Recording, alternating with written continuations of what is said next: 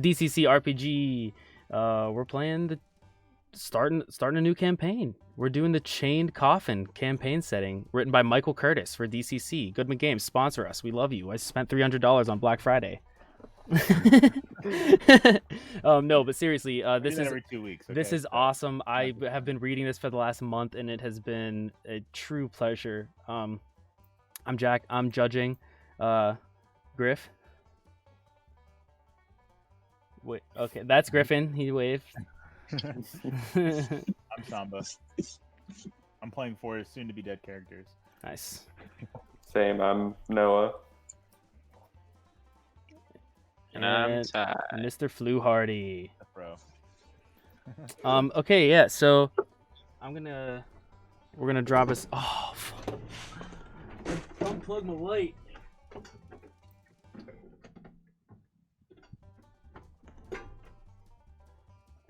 Let's try that again. All right, y'all can hear me all right over the music? Yep. Okay. We can adjust the music too. Cool. Okay, so you guys are at a wedding. So real quick, before, other than Brunswick with his hammer, you're not going to bring your bow and arrow to the wedding. No. So everybody tell me, if you do have a weapon, tell me why. Or if you do have something other than your normal gear that you decided to bring to the wedding, you got to make a case to me. Otherwise, it stayed in the cabin. What's up, Griff? Okay, I have my woodworker has a chisel as a dagger, and that's because he also has 10 pounds of wood that he may or may not use to craft into a wedding present. A little late on that wedding present, but I will allow you to have it. It's because I don't know what you want, so it's gonna be fluid. It's gonna be an experience. He's just also, chiseling in the building corner. it like off to the side. Like, is it like a thing over here or something? Yeah, it's like I'm built. Yeah, it's like a whole thing. Also, I have both my farmers have one each a pitchfork, which does D8 damage. Why did you bring your pitchfork to the wedding? Yeah. It's literally all I know, and I felt like a fucking classless peasant coming to this nice fancy town wedding, and I felt like I needed the shiniest bits of things I owned, and just to catch the eye. All right. We'll say one of your farmers. We'll say Mama brought her pitchfork, but the son, he was ready to get drunk on witch liquor and have a good time. Okay. It's leaning up against. It's on the front porch. I would like to make my cases then. Go ahead, please. Gavinor, my elven musician who's playing in the band, has a dagger. He always has his dagger on him. It's in his boot.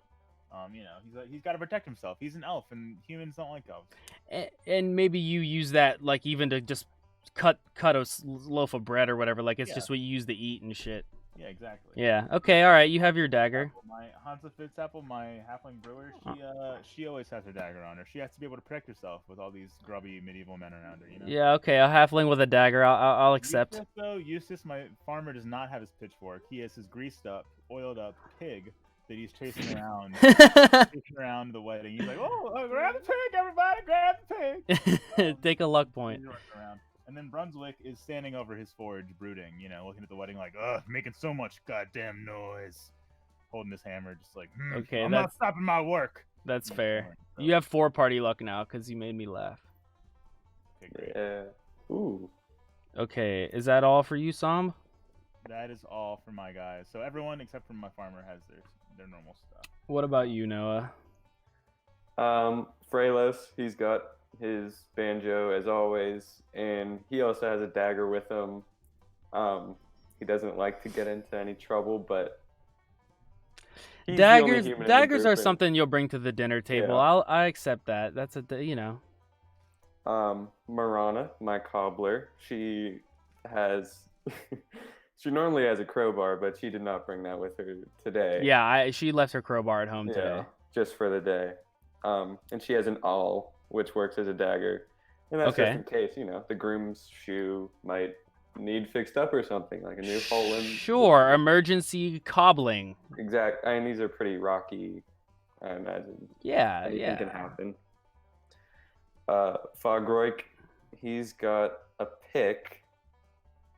He may not, but he just got back from the job. He still has his lantern, and he has a sack that he's just sort of emptied for Brunswick for him to work on. Oh, okay, yeah. I mean, if you just literally came from work to the wedding, you know, I mean, we're in the mountains. I'd say that's fair. I'd say that's fair. Pansy, she normally has a pitchfork because she's a farmer, but she'll leave that out for. It's on the front porch. The wedding. Yeah. You know, it's the sun is going down. Any work that farmers have been doing is done for the day, pretty much. You know, you've got your hail is your hay is baled and everything, and you're done. You're ready to get drunk and dance a little bit. It's been a long time. It's hard-working people. Just real quick, you guys, I can show you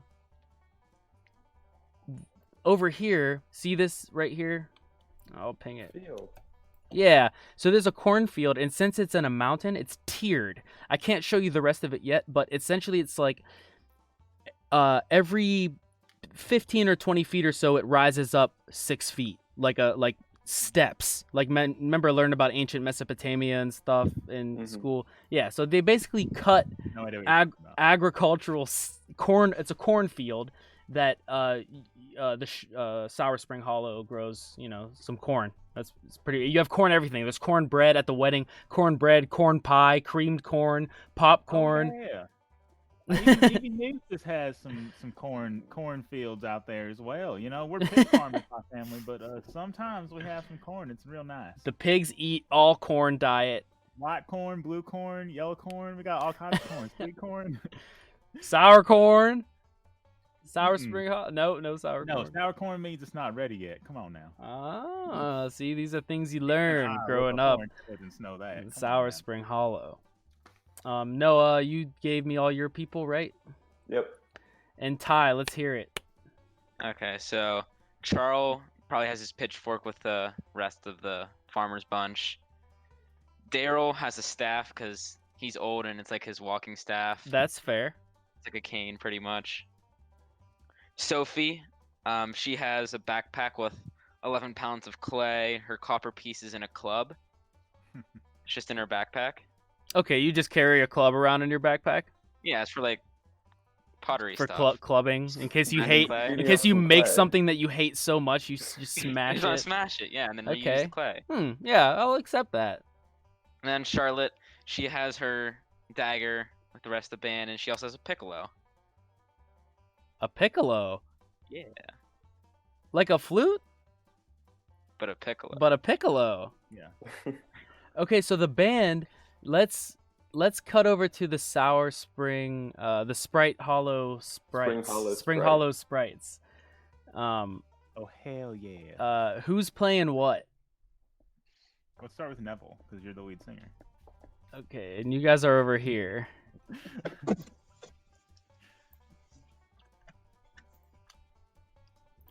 on, Neville. So Neville, what are you playing? What instrument are you playing? Well, I was born with a flute in my hands. I came out. I can't explain it, but also I'm singing. You're playing the flute and singing.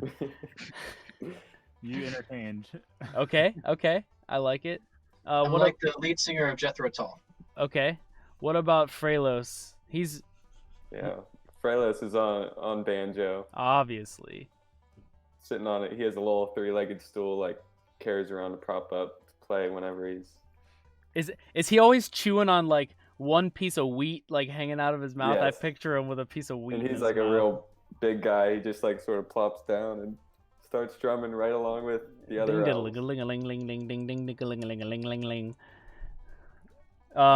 Gavinor is rocking the oboe, which is a rare instrument. It is a rare instrument. It's been passed down through his family. He's an elf too, so he's been around for a little bit. He's kind of young, but he has like one of those Peter Pan hats on. It's like brown with like a little red feather in it. And he's kind of like scanning the crowd for some hot cuties. And just playing that. Playing the oboe, yeah. Sorry, I did the flute thing, but the flute's up here. The oboe, they're real big, yeah. Yeah, he's got the low tones. You know, you got to cover. There's a lot. He's got to do a lot of work. Yeah, dude, oboe is beautiful. It's a beautiful instrument. You got a woodwind. I mean, there's, what is even what is that? Yeah. he's Other than a giving eyes flute. to- I mean, a he's flute's a giving- woodwind, he's technically. giving eyes to Sophie over there. The one. Okay. Crowd. He's like, She's a cutie. so that's good. what He's about? watching the elbow, giving her Tell eyes. me about Charlotte. What's Charlotte playing? She's playing the piccolo, but she's also a dancer. Okay, so she's like dancing while she's playing, Yeah. like that Irish kind of vibe. That you know. Yeah, I li- Neville and Charlotte are like the entertainers. I like it. I like that a lot. Okay, so I'm gonna read you guys in. Yeah. Whew. It was a glorious day in the mountains for a wedding. Ivy Newscomb made a stunning bride dressed in her granddame's white lace dress, and Tum Dankers, despite a nervous sweat that puts a hog to shame, spoke of his love for his bride-to-be in a manner that made even the old ladies sigh. When Brer Gagers announced the couple husband and wife in the eyes of the sovereign, a cheer went up that echoed clear across Hardscrabble Valley. Woo! The party afterwards worked hard to outdo the wedding that came before it. Jam Ranson actually scratched this whole line. Frialos, Gavinor, Fralos, and Charlotte on the fiddle, fife, and drum, and flute and oboe. As the guests, you guys reeled out song after song as the guests whirled and stomped on the dance field. Grammy Hopyard gave the newlyweds a good luck quilt sewn of patches donated from all the families in the valley. Son Carver and Clem Wills worked hard dishing out heaps of food for the hungry guests, and it wasn't too long before jugs of good strong stump whiskey start making their rounds. In fact, that's where your current problem might have started. Your last clear thought. All right, now we're gonna take this music down right here real quick. Just gonna take this down. We are getting drunker probably. as we're playing, The jugs are just going, and you guys see these down here at the bottom right hand corner. These jugs right here, they're off the map. They you see one of the jugs come out, and it looks like that, and you don't think anything. They're all just going around. They're passing it to the band. You're all taking swigs. You start to get a little drunky pie. Hansa's a brewer. I was thinking that she was probably passing out some booze too. Can she be passing out booze? 100%. Okay, cool. She's nice and busty, red hair. Hansa fits apple, but she's older. Your last clear thought was taking a swig of particularly potent liquor from an old colored jug, a brew that burned hot on its way down and left the taste of ginger in the mouth. Now you find yourself lying flat, face down in starchy, stiff grass gone yellow from drought. The raucous sounds of the party are nowhere to be heard, and aside from a few groans that'll tell you you're not the only one suffering from hearty drink, the air is quiet and still. Raising your head, you look about to find yourself in a common yard stretched out before 4 ramshackle-looking log cabins. Deep woods surround the clearing on 3 sides, and a hillside holding terraced plots of dried, dusty corn rises up to the west. Several other people, their faces familiar from the wedding, lie splayed on the ground around you, looking out with similar befuddled eyes. Okay, so you guys are partying. You're ding-da-ling, da-ling, ding, ding, ding, ding, ding, slap, slap, slap, spit. And next thing you know, your head is foggy, and you wake up, and it's the same place you were, but the sky is yellow, and there's a hot, stale air around you, and it's the same place, but it's a different place. I'll let you guys get your bearings and sort of talk to each other about where you are and what you might want to do. Have any of us seen a yellow sky before? Is that like a thing that happens here, or is No. that, like, unique? Okay. This is nothing you've ever seen before in your life. All right. Well, Gavinor in the band probably will wake up in the corner. Oh, is my oboe intact? Your oboe is fine. And elbow.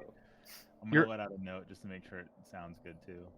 It does, but it's like the sound doesn't resonate right. It's almost like the air is so humid that you can't even the sound waves even sound a little different. It still plays, but it's not that clear, beautiful voice that you know your oboe to have. I hear the sound of that. I hear the sound of the not perfect oboe pitch, and I look over my bandmate. I know something's wrong. I go, man, what's up? What's going on? I don't know. Did I break it in the night? Yeah, Freylos tests his banjo out of panic because that's his Yeah, so banjo. you're stringing it, you're strumming it, and it sounds like it's in tune, but it almost sounds like muffled, and it's like it doesn't have that twangy, boingy bounce that it normally does. It just Yeah. feels like everything here is like. You ever been on a train in the summertime when the Cubs are playing and all those fans are on and you got to get somewhere and it's hot outside and everybody's sweating on the train and you're just like, oh, this air is just dank Like a nightmare. and foul and the sky is this sickly yellow green and all the grass, all the corn up here on the to the west you see this terrace, the terrace of the cornfield. It's all yellow and dried out and weird, you know? Yeah. Is Eustace's pig around? Is EJ? He's like, he Okay, comes running up to you. Oh, good boy. He's still oiled up. Great. I'm gonna grab my pig with Eustace, and he's gonna start walking around, checking out the scene. Okay, so does anybody want to do anything? You're gonna go over there. Okay, anybody He's gonna else? go over with his pig, Fogroik's gonna check on Brunswick. He's gonna pick himself up with his pick. Yeah. And make sure his fellow dwarf is still safe. Cool. Yeah, they do one of the arm grabs. Yeah.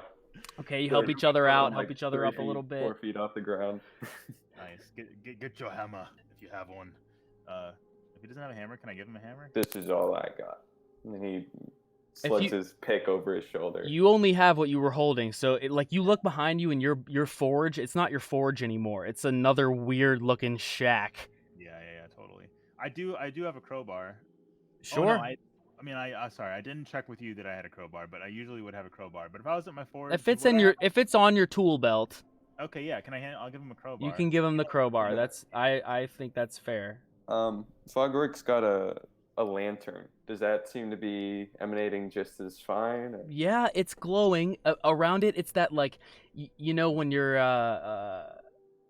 when it's a hot summer night and it's real humid and you can kind of see around the lights. There's that little foggy glow, Yeah, or like when the you see ring. the moon on a summer night and there's that little ring of fog. It kind of stops after, you know, it'll illuminate as normal, you know, 20 feet or whatever the radius is. But it's weird, man. You guys just can't shake this weird feeling, and so. Right as this all happens and you start to get your bearings, the still air is broken by a peculiar bird cry, sounding from the dark forest. A shrill call of echoes across the clearing, followed immediately by the sound of winds rushing. Wait, I got my wind sounds over here. Somewhere, where's the wind sound? La la la la la.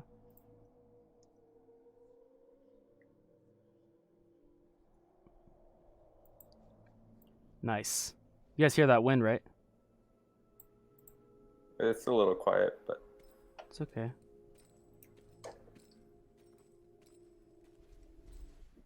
yep. I'm gonna turn it up. How's that? Is that too loud? That's good. All right. Strangely, even though the winds are rushing through the boles, strangely the leaves stand unmoving on their branches. Moments later, intangible figures swirling like mist slither from the trees towards you. Pairs of burning green eyes filled with hate glare at you like emerald cinders. Roll for initiative! All right. Wait, let me get my characters out. Daniel got me a nice new wooden dice tray. I'm excited. Oh, to use. nice, dude. That's Noah's older brother, my other cousin.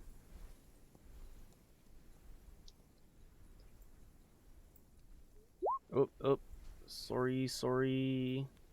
Everyone, sorry. Okay. Sorry, for initiative, are we just doing like one roll for all 4 characters? Yeah, we'll keep it to one roll for all 4 characters. Okay, cool. I got a 19. Is it with your highest agility or? Yeah, that would make sense. And throw it in the chat for me when you got it. Ooh, I got a 14 too. Oh my god. Roll off. You guys. Samba. Good old neon green delivered. I don't want to hear that when you're rolling against me. What are you talking about? Okay, so I'm not the DM here. I'm not happy when you. Was it a 1 or a 20? it was a 20. Put that combat music on. What's the boogie? If you're gonna be rolling 20s, Oh yeah, that's true. we're gonna kick your ass. Maybe. Oh man. This Oh is... yeah, there's Use some this. combat music. Run.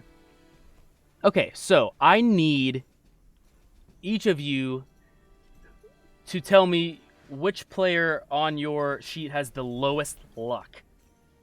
Oh no. Miranda. Mine is Miranda, Willa. I know yours is Eustace, Samba. I already looked at yours. You don't even have to tell me. Mine is Charlotte. Okay, so Charlotte, Eustace, Miranda, and who else? Eustace. Ah, Willa for me. And Willa. Okay, we're gonna turn her around, and then that's Okay. not good. so 24, 23, 22. Okay, I'll go on 24. Miranda. This phantom comes out of nowhere. Samba, No. that's for you.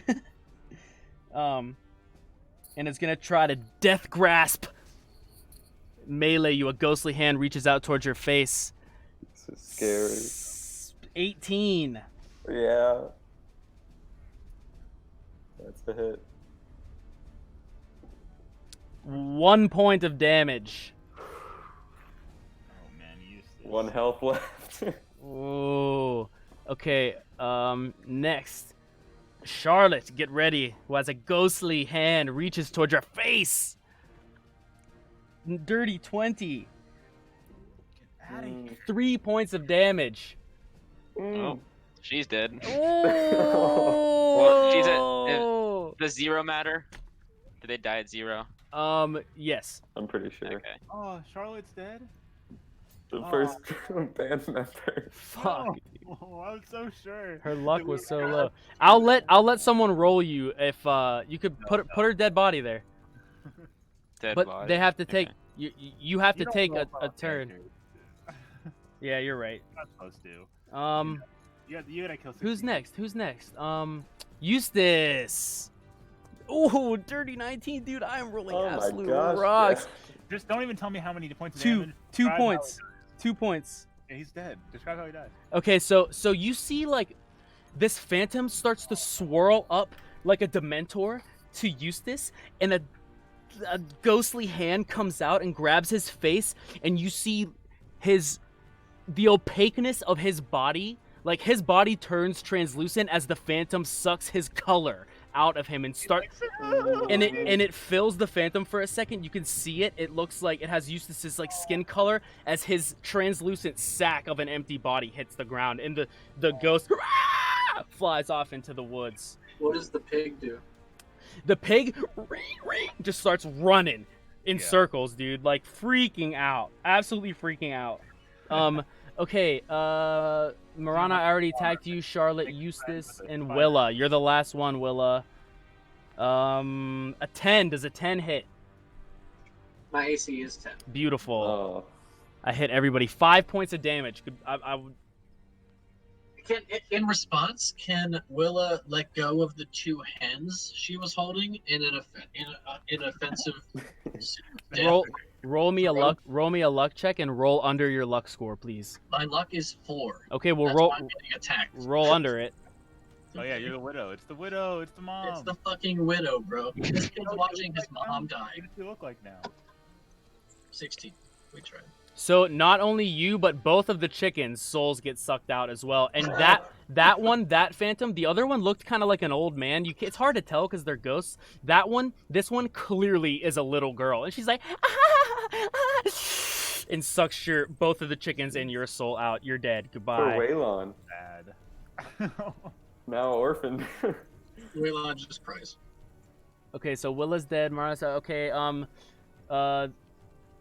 This one's gonna come to Hansa, and this one to Daryl. Not there. Okay, Hansa, Um, One.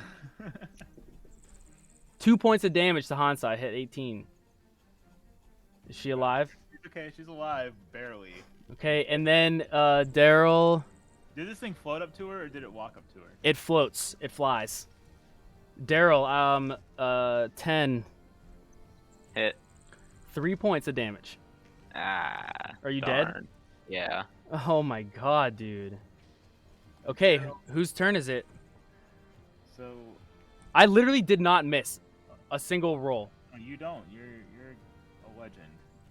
This is great. I'm sorry, guys. That was Who's all dead brutal. now? Oh, Eustace Okay. and Daryl still need to. Ty's up next. He's gonna- Yeah. Daryl's dead, right? So Mm-hmm. And when he Charles- goes up to Daryl, she pulls the blood out of his eyes and nose and mouth, and you see it like feed on the blood as it gives it life. I a like little bit. Daryl. Miranda- sorry, man. Daryl's my favorite.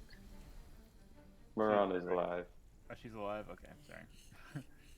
So Charles left his pitchfork on the porch. Is it anywhere in sight? So, which building are you going over toward? Probably this one. Okay, go ahead. Are you gonna run? Okay, you go up there, and the porch is different. But do you want to run inside? Yeah, I'll hide. Okay, give me a intelligence roll, please. 13. Okay, so on the door of this hut is a symbol that looks like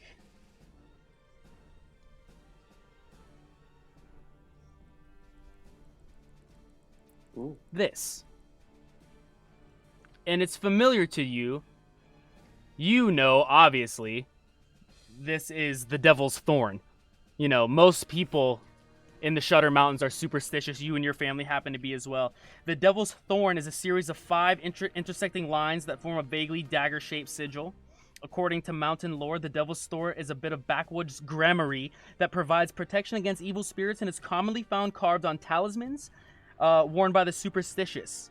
Also, it can provide protection when drawn by a master of gramarye. So if someone who knows how to do rituals and stuff draws this sigil, it'll work against evil spirits. Cool. So you run in there. Yeah, and Charles is gonna shout, "Everyone run inside!" Yes, Charles. All right. So Sophie's gonna follow him. And those are Okay. my only two. Those are my only 2 people. Okay, so I'm gonna just read for you real quick. A slanted roof log cabin with a rough-formed porch looks up upon the yard from this place. The roof is saddled back with age, and shake roof shingles are split and cracked, but it's otherwise intact. A hewn wood door blocks the entrance, its exterior face marred with the weird glyph and fading paint. That's what you know is, oh, hey, that's the Devil's Thorn. I've seen that. The old weird lady up the mountain trail wears that. And then so for Sophie, give me a intelligence check for Sophie, please. 9. Okay, so in there you see a couple different things. I'll give you 2 of the things that you see first thing right away. You see a lantern with 3 flasks of oil and a frying pan. I'm gonna pull out my club and just like wield it just in case they can get inside. Okay, sounds good. So that was 19. 14. Noah and David, who has the biggest, the highest agility? What the fuck did you just call me? +1. Oh, so we roll off. Roll it. Roll off! 9. 12. Okay, Noah, go ahead. What do you got? Okay, I think Fogroik's gonna go first. Can he check behind him to see if there's the Devil's Thorn on this door or on this building closest to him? On this one, Yeah. Do you know about the Devil's Thorn? roll me a intelligence check. Because you didn't see the other building, you know? He might not, but he's religious, so 4. Well, it's actually only it's a very low DC, but I'll just read it as you look over to 1-1 over here. You see, I'm just gonna read. A decayed-looking cabin lacking a porch stands at this overlooking the yard. A pair of shuttered windows flank an open doorway leading into a gloomy interior. The split-shake roof and chinked log walls hold a slight green tinge, as if moss clings to the exterior. No sigil. Okay. I'm gonna step to the side and say, Brunswick, let's take him down, and swing with my crowbar. I'm with you, brother. Okay. Natural 2. Okay, so even you feel like you would have hit this thing right on its temple, and it just goes directly through. You realize, oh no, this won't work. Never mind, Brunswick. Aye, brother. Take shelter. Okay, is that all your characters? Who else is going? Nope. Pansy will go next. She's gonna run. First, she'll throw. I don't know what kind of actions these are, but she has a vial of holy water. She's gonna toss it, open it up and spray it out at this closest spirit by Miranda. So, what do you need me to roll? You can roll adding any agility modifiers you have for a ranged attack. Okay, To throw -1. something. Yeah. Hey, 15. Not bad. That's a hit. And I believe that's a D4. Yeah, do it. 4. What, dude? Okay, so which one is that? This closest one by Miranda. Okay, so dude, you throw the holy water on it, and even though the bottle goes through it, the water phases through and stays and sort of creates this like burning hole in the middle of it, and it evaporates all the water, but it's and it Yes. freaking is dead. Is that all I can do? Yeah, and Miranda gets a point of luck back Ooh, for let's that. go. Miranda or Wait, Pansy? who? Oh, Pansy. Pansy gets a point of luck for that. Okay. Okay, move on. Who's next? Or you're next. I still have everyone, so Miranda. I'll do Miranda next. She's gonna thank Pansy that she's still alive and run. What's this building look like? So at first glance,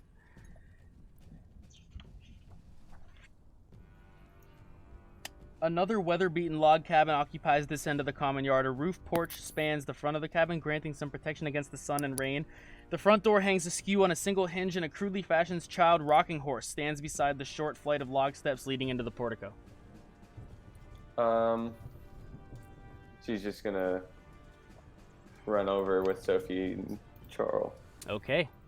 And Frelos, the last one, he's going to mourn the death of Charlotte and see what's over in this story. Right here. He's gonna run actually over to the porch, or if there's a porch or anything. And On 1-4? Yeah, Yep. okay, I see. A cabin in a state of ongoing collapse stands away from the rest. Holes pierce its roof, and one of the walls leans ominously, bringing to mind a cringing dog awaiting the next blow. Lacking shutters, ratty, badly tanned hides cover the windows facing the yard, and a crumbling stone top leads into the front door. But it's not green or anything, it's just kind of falling apart. okay, can I roll like a? He's pretty smart from his studies of trying to get more inspiration. Does it seem like this is safe? Like, is this building gonna collapse? Or... No, it's not going to collapse. It's not going to. Okay. It would take a hurricane to collapse it. It still Okay. has its stone structure. He's gonna waddle his way in. Okay. Friel, so you just moved in there. That's all you did this turn? Yeah, and I'll. Roll me an intelligence check. Just give me a d20 roll. 3 + 1 is 4. There's a lantern with 2 flasks of oil on the thing. That's the only thing you see in your panic when you run in there. Okay, Samba, I believe it's your turn. Yeah. Well, Hansa just got smacked in the face by this thing, and so she's gonna run away from it and run into the house where all of the other townsfolk did, into safety. A little halfling woman, and she just comes in like, oh, it struck me! Ah! She falls on the nearest person. And then Gavinor. So Frelos, like, you ran over to the house and you just went in. Yeah, I sort of like looked in the window and door to make sure it was safe to go in first. Well, he thought it was safe, but we'll I'm gonna see. take off after my friend Frelos and run into the room. Okay, Gavinor, give me a intelligence roll, please. Just a d20 is fine. 8. Okay, so you see 1, 2, 3, 4, 5, 6, 7, 8,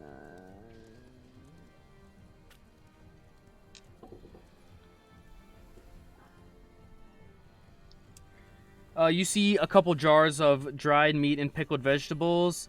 You see some silver piece and some copper pieces, and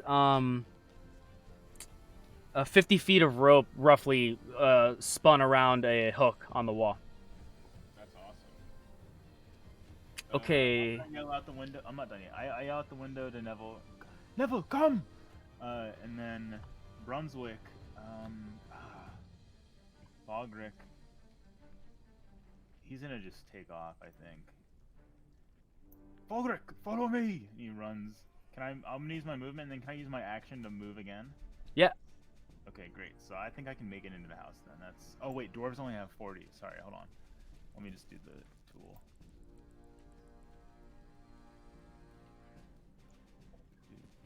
Okay, no, I can make it in. So yeah, Brunswick gets in there and starts helping Hansa and kind of nods to everyone else. And then I think that's it, right? Gavinor made it in, Brunswick, and then Hansa. Yeah, that's my turn. What about Neville? Is that yours? No, that's Griffin. Okay. All right. So you're all good. Is dead. The pig. Tell me about the pig. Did the pig run off, or is he still around? He's squealing.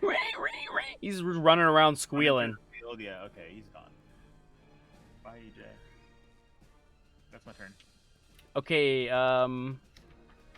Griffin. Yes.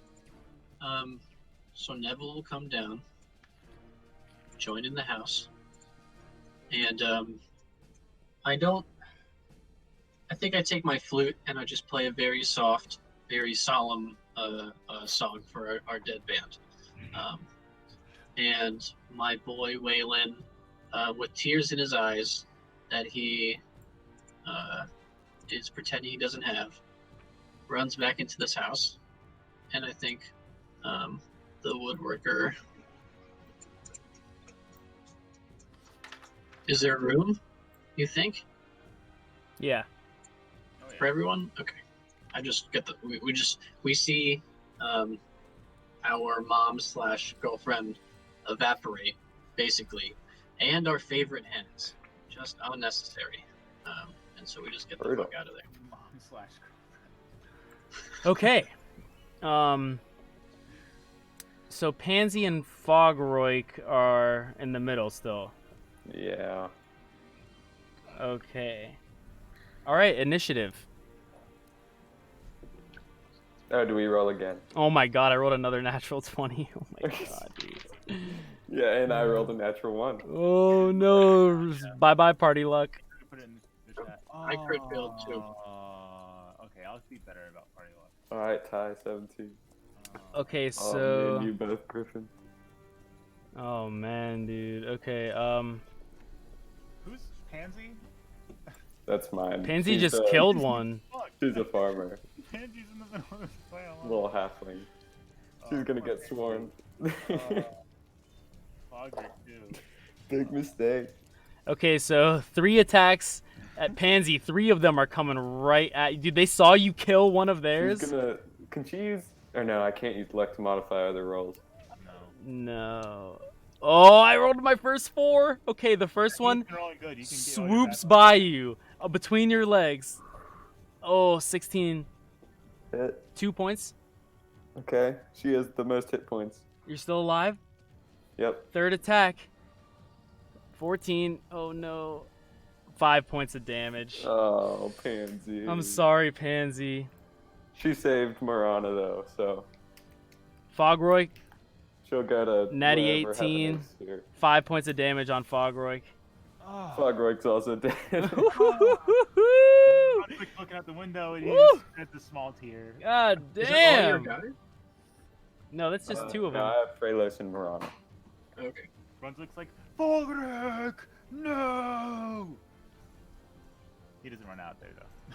Okay, and now you hear a wail, and the phantoms fly away, or at least you think so. They chase after the pig. They chase the pig and try to get a fresh soul. So the wind is blowing. A cacophony of madness has just happened. Frialos, Gavinor, and Neville, each of you roll me a d20. 11. 15.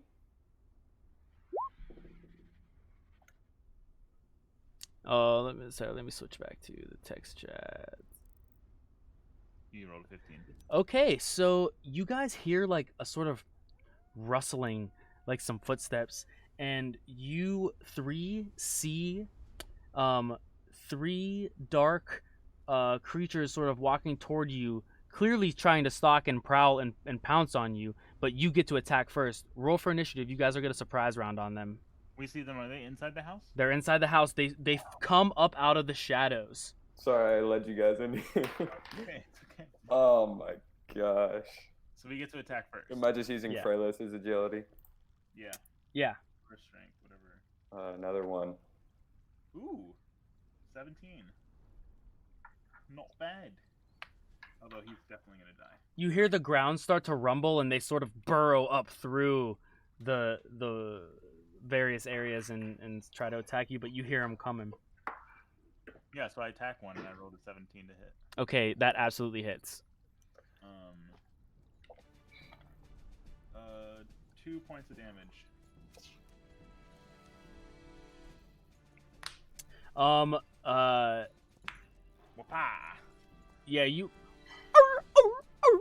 hit it pretty fucking hard. Like you knocked a chunk of like dusty like rock almost or cement like fell off of its skull, and it's like it's limping.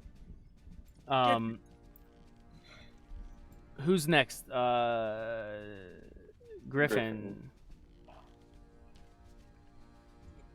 Yeah. How many of them are there? There are 3. Okay, I want to swing. I have a little D4 dagger. I'll swing at. Yeah, we all just have a dagger. 16. Hit. Have a Big dagger. hit. You could have a bag of hay or some shit, you know? 1 damage is all. Wait, actually, let me just make sure. Yeah, just 1. Okay, well, did you hit the same one that was already struck? Yes, if it will kill it, yes. Well, you No, tell he me. was. I You just tell shot me. it out. Yes. Did I it? think so. I'll kill it after I Tell hit me. Tell me how you kill it. Oh man, I go straight for the neck. I take my sweet singer antics and I start doing 360 spins, and I just hold my dagger out and I just slice its neck a whole bunch of times. It crumbles into dust along the floor. Noah. Alright, Frelos will also stab with his dagger at one of the 2 remaining ones. You can get a lot of force behind this little thing. That's a 16 to hit, That's a big hit. and he sort of like thrusts forward, stomping forward, and does 5 damage. Tell me what you do. He just sort of like is back with it like this, and then takes 1 big step forward and uses all of his momentum to like pin it against the back And like wall. a cloud, it bursts into all directions. Dust and dirt flies everywhere. Initiative. Oh, man. Yay, 19. Nice. See, you rolled that one, you come back with a 19. Look at that look back. Wow. Okay. Rolled an 18. Oh, 18 for me too. Oh. I'm so sorry. Mine's actually a 16. I thought I had a +1. Okay. Mine's a 16.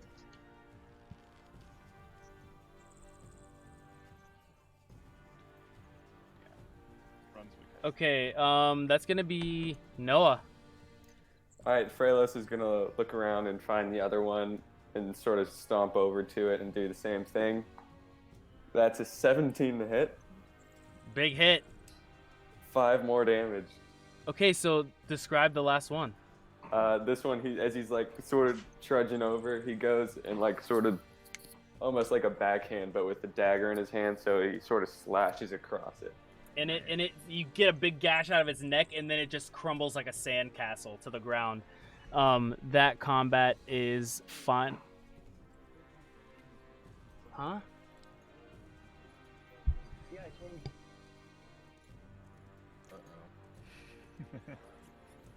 Freylos is fighting still, couldn't save Charlotte. Damn, we took those things out. Okay, so we're gonna cut over to this shack over here. Hans says, "Ah, help me!" You guys, I assume, shut the door behind you. Oh yeah. And everybody in here, so you see. Go ahead and give me an intelligence check. Each team, whoever's in here, whoever has a representative character in here, give me an intelligence check. 0. 17. Okay. 15. Yeah, I'll put it Okay, in so you guys see over in the corner, there's like a pile of like firewood and stuff, but there's one piece of firewood that's set apart from the rest. Glad you got it saved, dude. There's one piece of wood that's set apart from the rest, and it's basically, you guys know this is hawthorn wood. It's a little darker than normal, and it's said to have properties against the supernatural. And if you didn't know any better, you'd say that even if a weapon wouldn't have worked on them, these little wooden sticks, it's one like walking stick broken in two, almost like as if one specifically sanded down piece of wood was snapped in half and tossed there, but never got the chance to burn. So does someone? Even if everyone didn't know, my woodworker knows for sure and shares this information with everybody. Yeah. Yeah. How much is there? Like, we couldn't all take a piece of it, could we? There are two. If you broke it down, it might not be big enough to swing. It looks like you have two solid pieces that you could work with. We should keep them. My woodworker takes one. Okay. Anybody else want one? Miranda Sure. didn't even notice it. So. Charles could take one Go for it. and use it as like a club. What to do? Like, make sure we keep them whole. We want to fight these things off if they come back. So Well, we have enough for 2 whole pieces, right? Yeah. Weapons? So one no, for- yeah, you have enough for 2 weapons, 1 whole walking stick. So also in here you find a hatchet, a little hand axe, Nice. that frying pan I told you about earlier. Samba, roll me a d6. Okay. 4. You have 4 knives, Oh yeah. some clothing, a lantern with 3 flasks of oil, herbs, salt, and cornmeal. Is there any way you could restart that? Yeah. Yeah, Hatchet. well, as you Restart. go, do you guys want to say who gets what?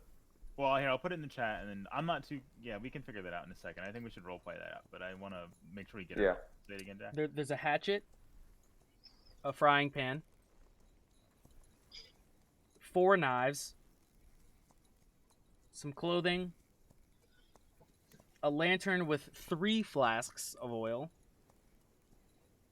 herbs, salt, and cornmeal, classic, 2 hoes and a shovel, 2 hoes and a shovel. and their pimp. No, I'm kidding. And some firewood. Beautiful. Oh, dibs on the pimp. No, I'm fine. Okay, now we're gonna cut back to our 3 over here and 1 4. Everybody, roll me a d20 as you're searching through the house. It's getting hot. I'm getting hot when I judge. I get hot. Intelligence or Oh, not 20. Put it in the luck. Natural 20. What else? I got a 19. Oh my god. Okay. All right. So Awesome. Samba. Gavernor is walking through. You go into the master bedroom, and there's a shelf over there, and there's a leather-bound book, a cover stained with sweat and blood, and a tattered ribbon sewn to the binding as a bookmark. The book's title is The Wayward Companion. It's written on the cover in worn gilt lettering. It's an old witch book, which contains... Okay. What's that? Said, what's it contain? Roll me a D20... 26, 27, 20... What's the biggest one? D30. 30. 19.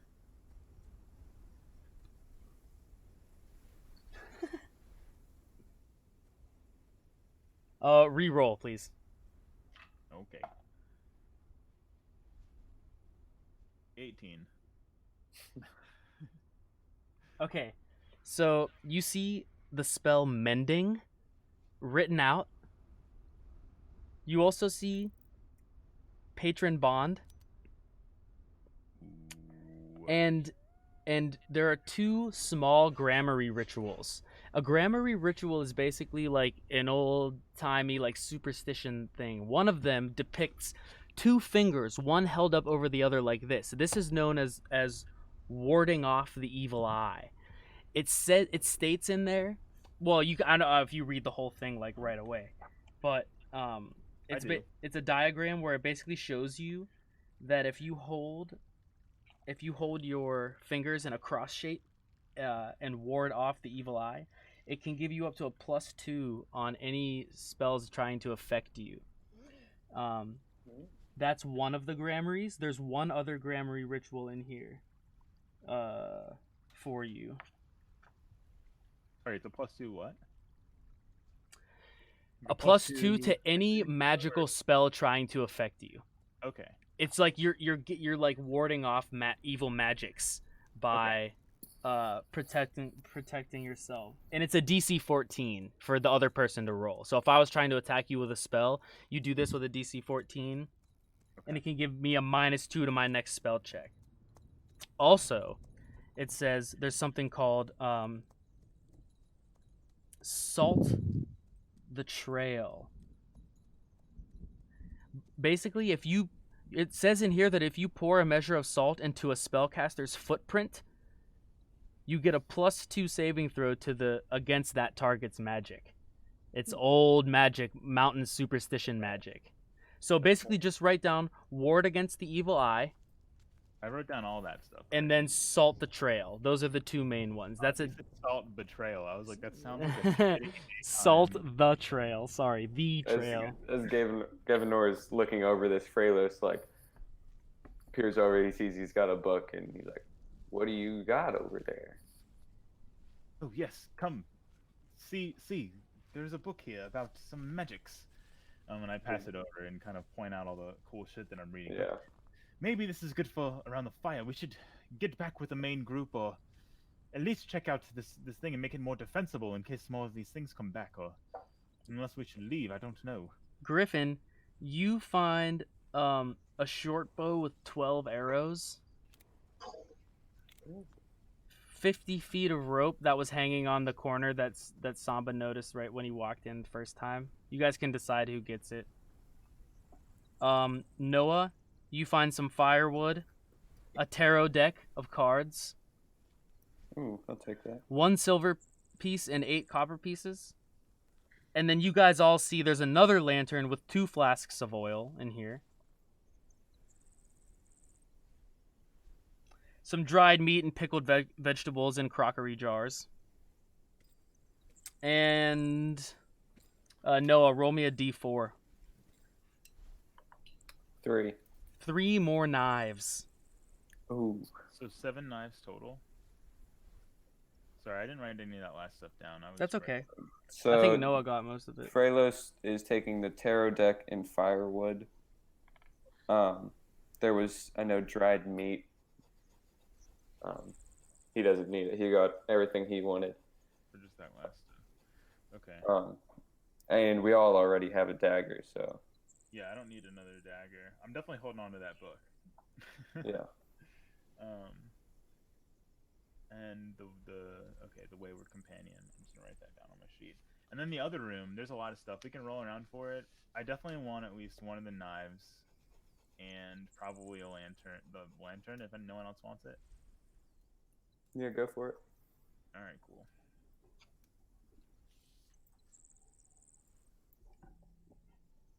So Brunswick will take the lantern for sure, and then Hansa will take the knife. And then there's still a bunch of shit left. If you guys wanna? Who wants fire? Right. On. I mean, the shovel. The shovel, I think, acts as a staff, which is a D4. I think my Waylon with the pitchfork is fine. But can you tell me, Jack, what the holy piece of wood does damage-wise? So it's just like a club, but it's so it'll do like 1d4 plus your strength modifier. But you know that it's it would possibly work to hit a ghost like that or anything of spiritual nature. Hawthorn is said to ward off evil spirits. So you might be able to use it, whereas a normal piece of wood will just pass right through those ghosts. This Hawthorn might actually damage it. Right. Yeah. So here, let me question you on this. I came into existence with 10 pounds of wood. Roll me a d10. Well, it was in the yard, right? You were working on something as a gift. Yes, but I could have brought the wood with me. Perchance is it Hawthorn? Okay, so I'll say 3 out of the 10 logs that you chopped were of Hawthorn make. But I would now roll me a d3.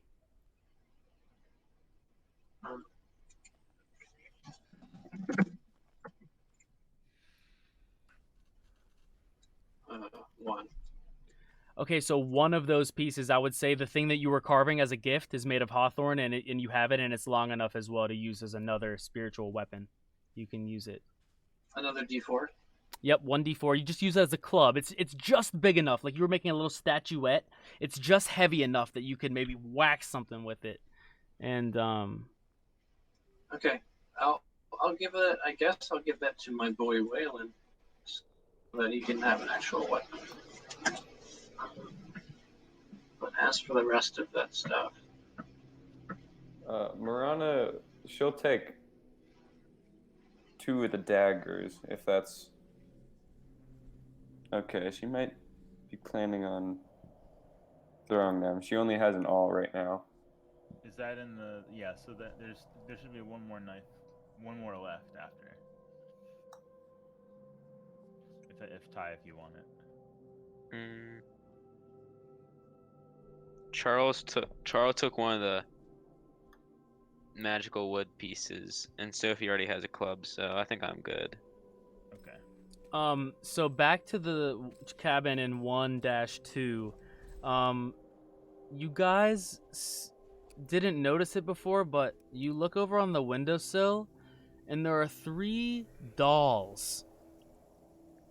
Over Each here, on this one. Yeah, no, in 1-2 over here. The big one. Each of them are made with like little corn husks, and as you get closer, you just can't get it out of your head. But one of them looks like Eustace, one of them looks like Willa, and one of them looks like Pansy. What? You didn't Mirana's see them gonna there take- first, but they're there. Miranda's gonna take the pansy one and sort of just like look it over, like flip it on its back. Yeah, it's kind of like a handmade doll, deliberately made to look like Pansy, and it's made out of these dried corn husks that are kind of like rigid and starchy and kind of firm. You know, it's like a doll. Do we see any of the any other dolls of the other dead people? Right now, it's just those 3. She's just gonna keep pansies we sort should of like in we should her. smash them in case they become evil. What? Yeah, but I'm worried like What that is there's that? What some is that? voodoo Is something. that magic? They're already dead, so like, it's fine. Like maybe their soul went in there. Do we hear any noise coming from them? No, they're motionless and they're kind of. I mean, obviously they're a bit creepy, but Yeah, Mirana's gonna just tuck it away, sort of. a In her, crude in her doll clothing. fashioned from dried corn husk, twine, and corn silk sits seemingly forgotten here. Measuring 8 inches tall, the doll's rustic form seemed to suggest the appearance of Pansy, Willa, and Eustace. Down to their clothes and hair color. Unlike the rest of the surroundings, the doll is clean and dust-free, hinting at recent manufacture. Can I look? Down the well. Say it again, Griffin. Maybe there's a well in town. Maybe we should go throw those things down the fucking well. I don't. Well, what's the difference? I agree. Can I We should- look and we see should if there's like smash any them or footprints do like something in with the them. dust? Like, I mean, I know we're all trotting in here, but like, does it seem like something just brought these in here, or that it Absolutely appeared? not. No, everything is covered in dust. Everything is old and untouched, as if it hasn't been here for. Roll me a d20. 10. This has been untouched for at least a decade, maybe longer. I think it's time to walk out. We should burn the dolls first.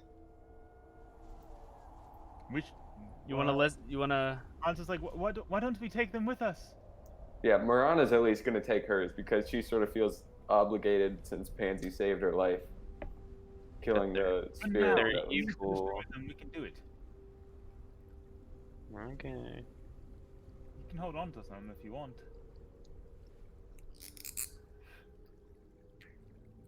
I think we could maybe check out the other sheds and maybe meet up as a group again.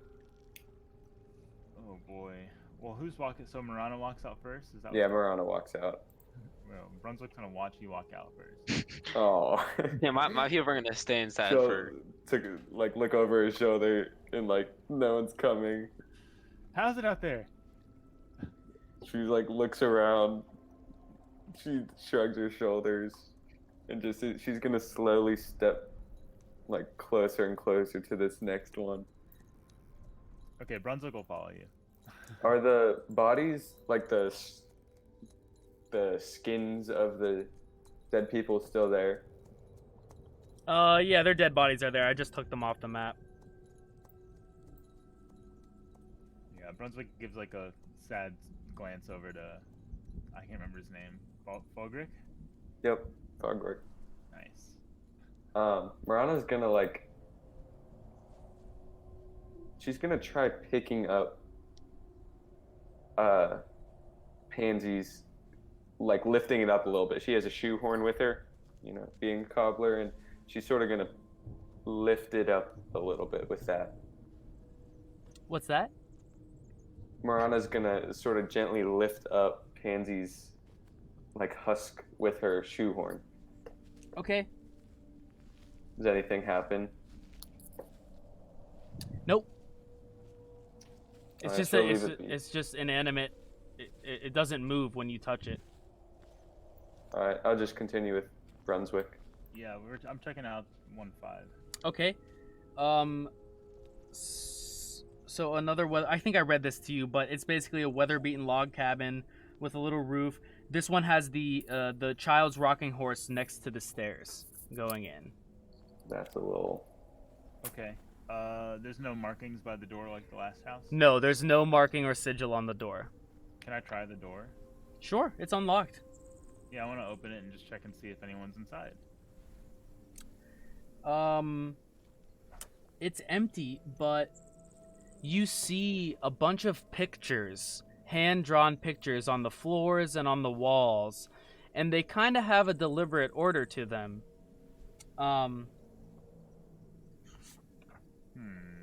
Like hand-drawn pictures of people or So, the town? yeah, so Maybe kid ones because there's a rocking chair out front. I'll show you. They're drawn Rainbows in. and unicorns.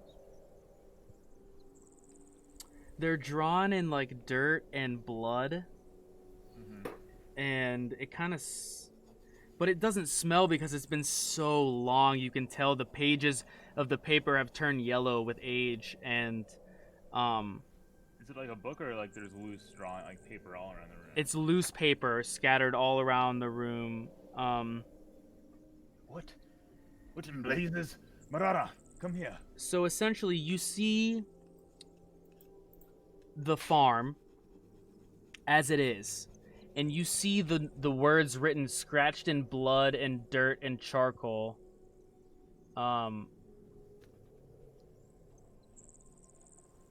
It says, it's like her and her family. She drew like a picture of her and her family, and it says like the Hobbs above it. And then you see some of the family dressed in dark cloaks, and there's a picture of them dancing around a fire, and then there's a picture of evil spirits coming through. Then there's a picture of a holy woman who shows up to the farm.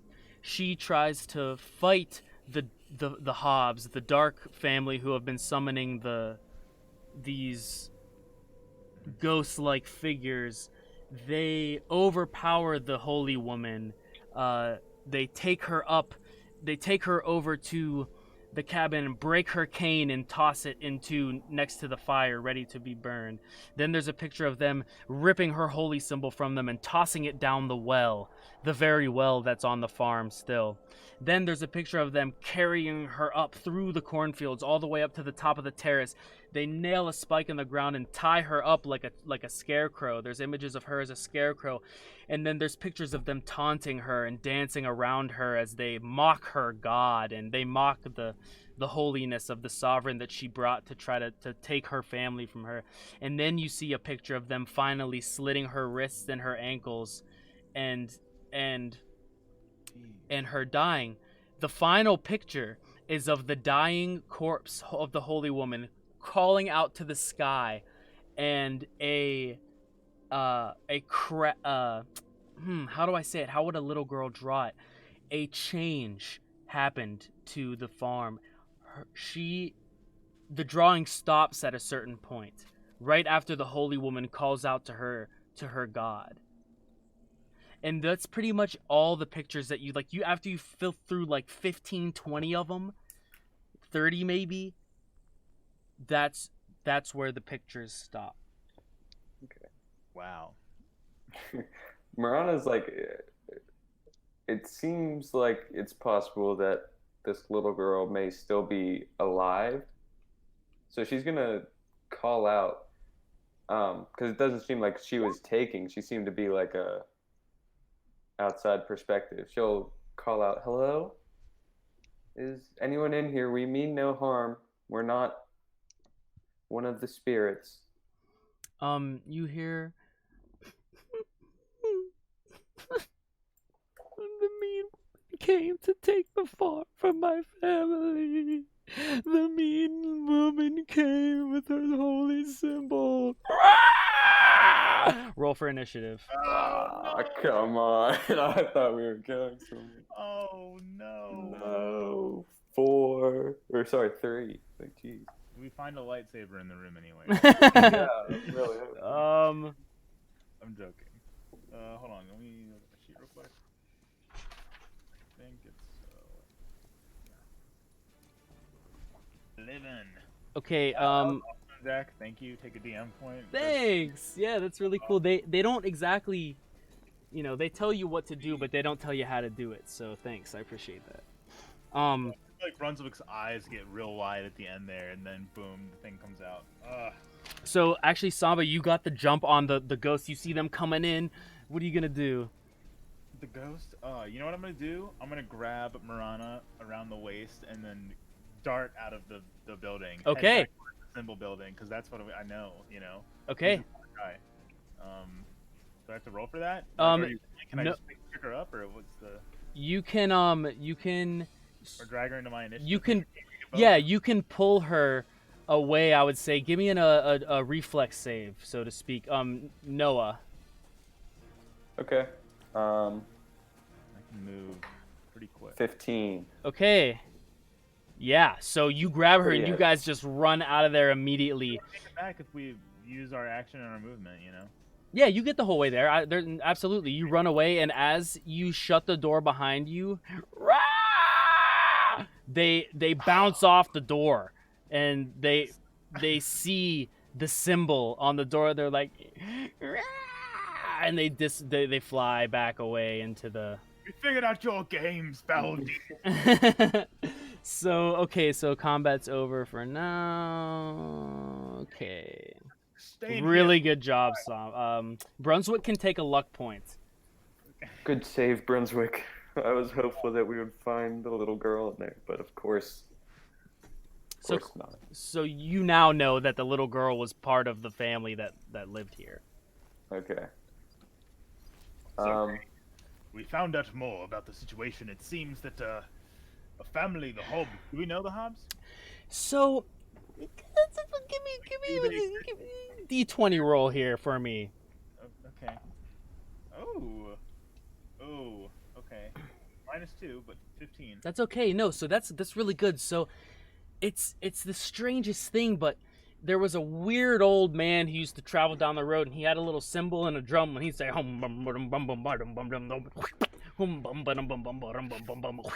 and he would just ride down the road, and everyone told you in town, don't listen to that crazy man, he's always got crazy stories. But one day, he got the kids around, Frelos and a couple of other kids, and he told you a story. He told you a story about an evil family, and he was like, and he went into this all, and you kind of remember this, you never thought about it until now, but you do remember, 20 years ago, or way long ago, Sour Spring Hollow used to be called Sweet Spring Hollow. The spring meaning the water that the well goes down into, where they retrieve their water supply from. And the reason that it turned was because the crazy old man, Billy Bob Joe Bob, who comes through town telling stories, said that about 20 years ago, the Hobbs family were running the farm, the Hollow, and they were, the brothers and the father were summoning all these dark rituals and dark demons to come to the house and to come to the barn, and it tainted the land, it tainted the water beneath there. You don't remember ever hearing about a holy woman who went to kill them, but you do remember hearing old horror stories about the old Hobbs man who would summon a demon, and you always just thought it was a crazy story, but now it's coming back to you, and maybe it is real. Maybe you do remember the Hobbs family name. Yeah, I feel like Hanzo was the one who probably remember that. And I don't know how old halflings are, but yeah, campfire stories, and she kind of shares that with the group, and I think generally shares all the information that we've learned about this Hobbs family and the land and darkness. And Brunswick's like, I think we should stay in here for as long as we can until we know more about these demons around town. I'll try going out to another cabin in the morning. Anyone else? Anyone else got any thoughts? Miranda says, I have to admit, I'm curious about the well. She lost something down there, and it seems like this cane of this wood, whatever you called it, Waylon, I'm not sure, but it seems like that was her magical staff, broken now. Sophie's like, yeah, that holy symbol, that could do us some good against these evil spirits, maybe. Maybe the gods will favor us. Should we try and go down the well? The halflings there? Well, first off, can I attempt to, as a woodworker, can I attempt to chisel this holy symbol into the weapons of my compatriots? Sorry, which holy symbol? The one that Daryl dropped when he died? Well, what about this kind of sign that prevented... Oh, the one on the door? Well, we only saw it at a glance on the paper, the one that the girl drew, or you mean, the door? Maybe the door. Well, whatever kind of, with that kind of symbol and whatever kind of other defensible holy symbols. We need anything we can get. Yeah, I mean, so that the ghosts ran away when you shut the door on them. And also with that high enough d20 roll before, you also know from superstitions in the town that typically it's either worn as a small item or drawn on a structure to keep things out. You don't think that, like, if you were to hang your necklace over a doorless frame that had that symbol on it, it probably wouldn't do anything. And vice versa, if you rip the door off and use it as like a shield, it would probably lose its thing. But when you wear the necklace or go inside the building with the symbol, it seems to work that way. Is there any connection between the symbol and the wood, like that special wood that they found? Well, it is called hawthorn, and that symbol's called the devil's thorn. So maybe, but essentially it's like the symbol might work with materials other than hawthorn, and hawthorn works independently of the symbol. So okay, I got you. Yeah, they're not connected in that way. Not necessarily. So yeah, Hanzo's like, should we go down the well and see if we can find this artifact that you two saw in the room? Oh, I'm sorry. Oh, never mind. You, when you guys were in the looking at the pictures in the 1-5, there was other shit in there before you got attacked, but you ran away before you could really like sort through it. Yeah. I don't know if Miranda's willing to go back in there quite right this second, but I mean that can be checked out. Well, the well's a different story. Yeah. You know, at least And we could also go check on the band too. And you also saw the ghosts fly away for now, so apparently they only attack. They attack. Yeah. Yeah, but we don't know. That's the thing. It's not like we can plan a routine around it. You know, it's not been linear at all. They've just been attacking. Right, but so my guys have some holy wood. We a whole bunch of us got some holy wood, so I'm feeling kind of confident, and maybe we can go check out this well situation. Yeah. So Yeah. does anyone else in this big room with everyone have rope? I do not. Mm-mm. No. Okay. Yeah. Maybe we should find the elves then and see if they have rope. Well, you guys. Oh.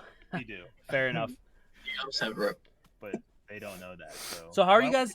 You know, Okay, like, I was gonna say, how are you gonna communicate? Do you like yell across the thing like, "Hey, Yo, you got rope? are you okay? You guys got rope?" yeah, maybe all the characters who have the holy stuff can make their way over to the elves. You know what I mean? And maybe like one or two extra people, since we have so many in this one room. You know, we know that this place is a safe haven. Yeah, I think it's also best if like the people with the hawthorn like sort of maybe lead the front and the back and just sort of make like little units to go safely Totally. I think around. you know, 3 feels like the right amount because Brunswick can stay behind and help defend whoever's around, and I guess Hanzo would probably go with you guys because she wants to see what's in the well. Yeah, Charo has some Stories. hawthorn wood. Yeah. Okay, nice. So you guys That's a good group. you can form like a little wedge around Hanzo because I do not have anything, and she's also really hurt. Yeah, Miranda doesn't. She also has 1 hit point, so Oh man. Okay, so we're limping on each other. I might stay back then. Okay. Or we can. Does anyone in this group have hawthorn? Yeah, Leaf does. Well, Leaf. Send Leaf with them. No, Wayland, they both do. Got Waylon and got Leaf, Hawthorne for days. We need as many people with the Holywood to fight off. I think Yeah. you guys have 3 pieces okay. currently Gotcha. of Holywood. Yeah, so you can do a little Gotcha. wedge. Daryl actually has a holy water on him. If you guys want to grab that. Oh yeah, he died over here. Oh yeah. So is that? Oh yeah. Are all the possessions still like physically there? Yeah, their dead bodies are like they're just like empty corn husks. They're just like shells of all their blood has been sucked out of their body. Okay. Maybe Brunswick can grab a body or two. We can pull the bodies over and try and, you know, at least, you know, not have them strewn out across the field. You know, we can take the time to do that. Yeah. Maybe not right now, but I don't know. These guys are gonna go over to the elves for sure, and so. Yeah, Charlotte also has a grappling hook, so that could be Ooh. used to get down to the well. Okay, yeah, let's use that. We don't need the elves. Fuck the elves. Fuck them elves, bro. Let's go. All right. Who wants that? And if they, you know, Everybody that has survived up until this point, roll 1d8 for all of your characters. Okay, I rolled a 2. For each person, you mean? For just 1d8 roll for all the characters you have. Okay.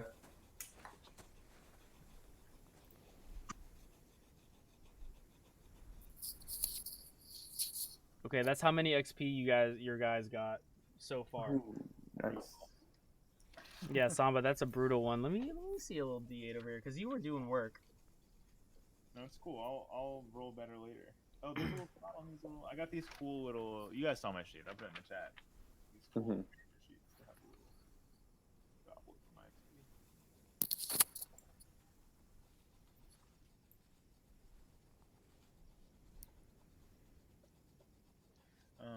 All right, yeah. So we're going over the well. We got the fucking. Hanzo's like, Charlie, put the grappling hook there and climb down there. Check it out. Yeah, so the well. A low wall of field stones mortared together with cracked clay indicates the presence of a well. The well is a simple affair, lacking a roof, cover, or a winch, and stands in an open to the shallow sky. A tin bucket with a severed strand of rope lies beside it. Oh. Sweet. Charles I guess will no, I don't go. have anything on there. Charles got the hawthorn wood. He's still at full HP, Lucky. and he's strong. So how do you want to do it? Could we, like, tie the grappling hook to, like, maybe this hut, You and hook, then throw the rope down or something like that? Sure. Yeah, go ahead and secure it. Okay. Can we, from the hut, can we see them doing this? Oh yeah. Yeah. Okay, because I don't think they would know any better about the hawthorn, so at least Freylos is gonna come out. We can go out together. Yeah, we're. It was goody. And you can fill us in on the hawthorn or whatever. But Yeah, we also have the rope. I think Gavinor grabbed the 50 feet of rope, so we can tie that off on the grappling hook too if you want to use that to get down. If we need it. Okay, so you guys are going to go down there? One person is. Charles. Yeah, Charles. Sorry, Charlie or Charles? Charles. Charles, yeah, Charles going down the well. Okay. goodbye, Char. You're gonna get down there and level up. Watch. Yeah, don't worry, I have a hawthorn club. The quiet murmur of flowing water echoes in this limestone cave. The pool of clear water fills most of the cavern, flowing out of the space through a narrow point at the east end. A raised, irregular patch of stone is littered with dried branches and other debris, seemingly washed here by floods and long-ago rains.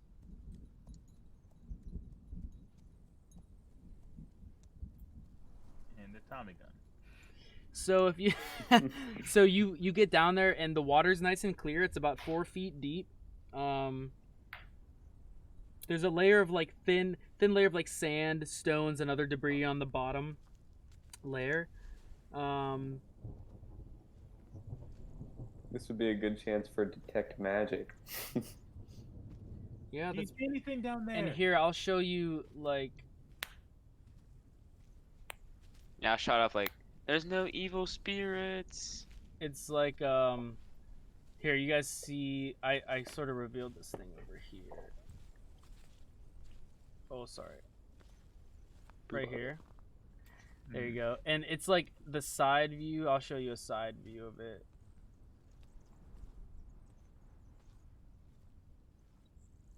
Okay. Oh, cool. So that's like a side view, and then there's the other thing. So okay, yeah. So what do you do when you get down there? Kind of like, I'll like prod the water with my pitchfork just to feel if anything's around. Why don't you give me a d20 roll there, good sir? 8. So you're prodding around, you hit one thing, it's a rock, you hit another thing, it's a rock. A couple minutes have gone by, you guys up there, and you hear him down there just sort of plodding around. Do you want to go down there? Well, Hanzo shouted down to be careful, and like right when he went down. Okay, so no one goes down. So after about 10 minutes or so, you're plocking around with your pitchfork. You hear a clink, and you're like, "What?" And you want to reach down and pick it up. Kind of like pry it out with my pitchfork. Yeah, you pry it out, and sure enough, it's a brilliant, silver holy symbol carved with the symbol of the sovereign. And right as you pick it up out of the water, the branches start to stand up into this 7-foot tall mass called the Deadfall. Wait, reveal areas. Oh, no. That's what it looks like. Oh no. I have a question. Yeah. How fast can I climb? Well, why don't you roll for initiative, and we'll see how fast you can climb. 17. Okay, I rolled a 5, so he's just like just like standing up, like all his branches creaking and cracking as you hear, "Put that back." Okay, so you want to grab onto the rope? How deep is it? 4 feet water. No, the well. How far down am I? 30 feet to the water's surface. 20 feet of well shaft, 10 feet of air above that, then it's the surface of the water, then 4 feet below is the ground. So how fast can I climb?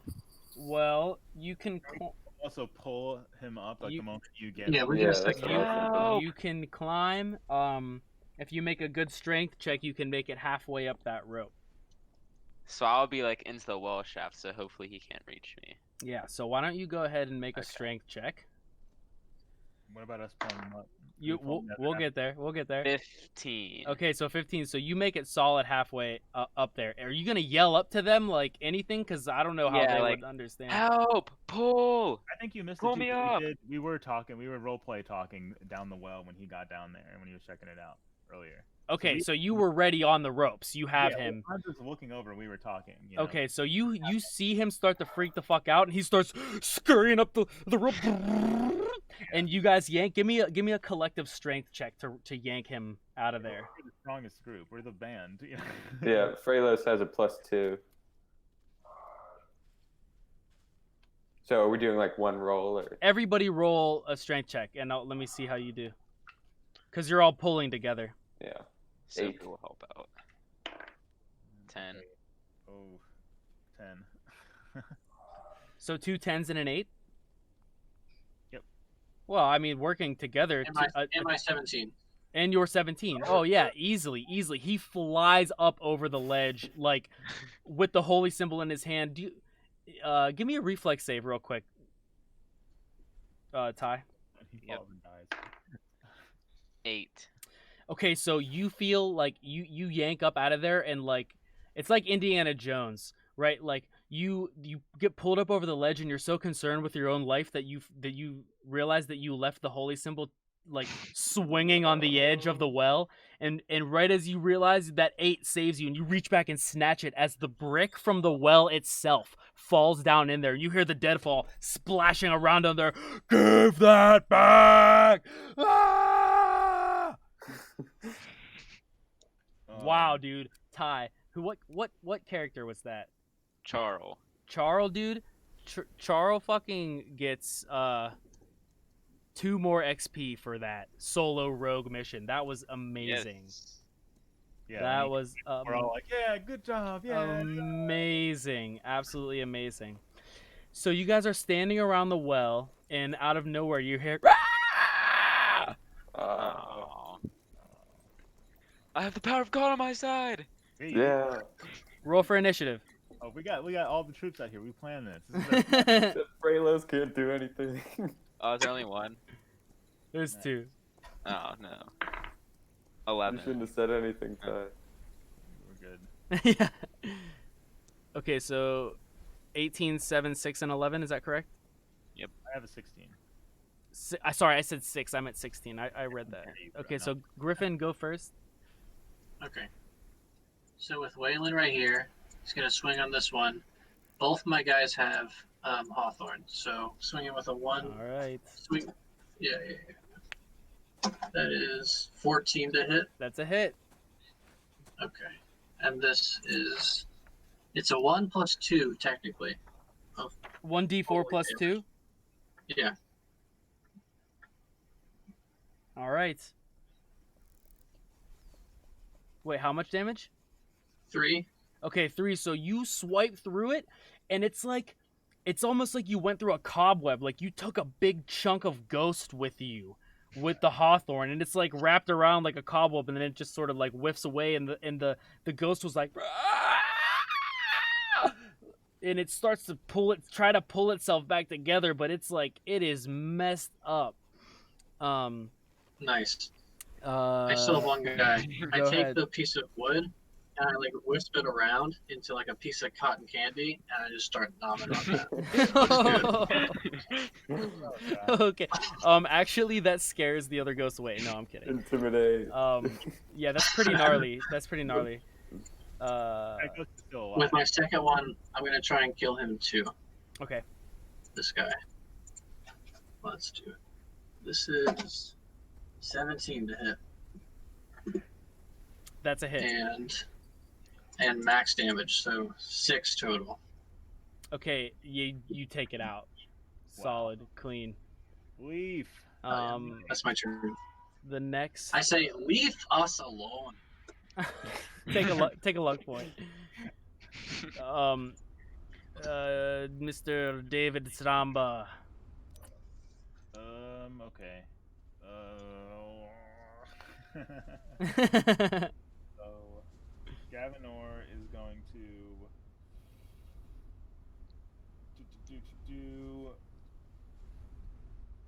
move and hide behind Waylon and Leaf. Okay. Move towards the door, and then Hans is gonna hobble along too because she's pretty weak right now, and kind of trail these guys back here. And I guess they can kind of move more, so they'll move towards the door. She's a halfling though. Okay. Run to see what's going on and kind of step out, ready to help everyone get inside in case, it's kind of cover, you know what I mean? He's kind of like manning the door. Okay. Until everyone can get inside. And that's my turn. Tie 11, correct? Yes. Okay, go ahead.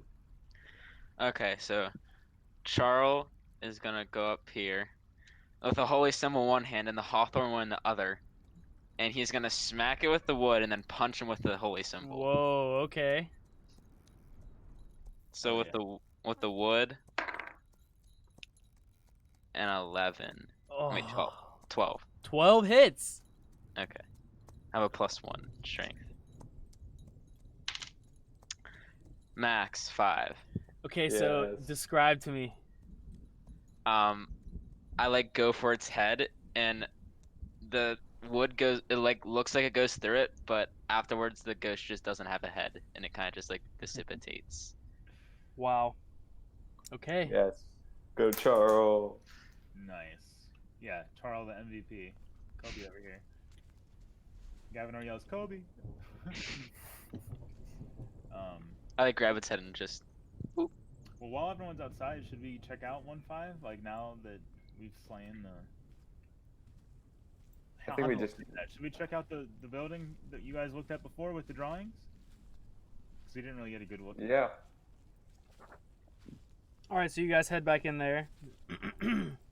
Yeah, before we go in, Freylis is going to go over to Charles and sort of like put a hand on his shoulder and say, "That was well done, sir, but I'm afraid I don't have any defenses for myself, and I'd love to fight alongside you. Would you be willing to give up one of your mighty fine holy weapons?" I don't think the holy symbol actually does anything. That was just to like Yeah, I know. pizzazz. So I'm gonna keep it because I don't want to die. Oh, Freylis is going to So die. so you guys walk back over to 1-5, and you see a couple more corn dolls. One of them looks like Frog Roik. One of them looks like, who else died? Daryl and Charlotte. One of them looks like Cheryl. One of them looks like Charlotte. Daryl and Charlotte. So there's 3 more.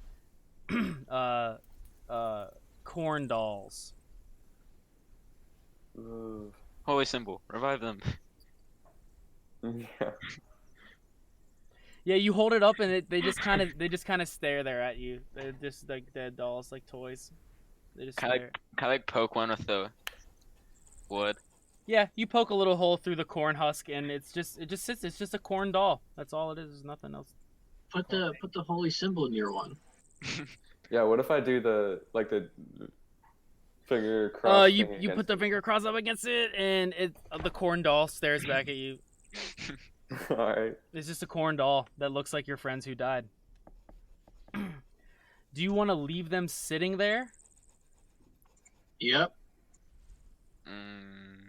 I still kind of want to smash them. No, Hansel will grab them because she's been holding the other 2. Okay.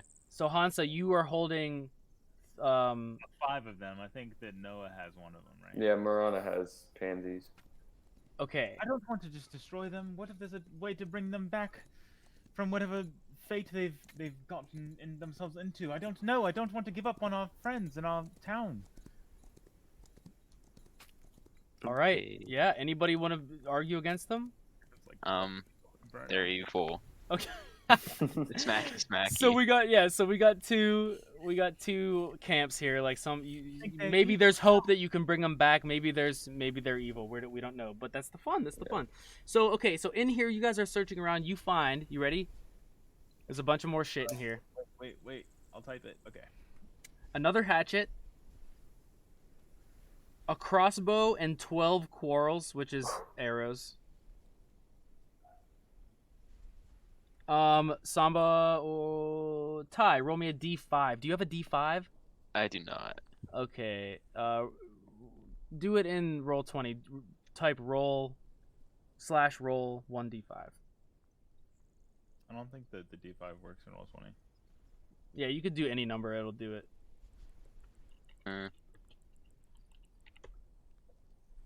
Like that. Okay. Nice. Science. So what do you type in / roll? / roll space 1d5. Space. Cool. 4 more knives. Nice. Yeah. Some clothing. Another lantern. With 4 flasks of oil now.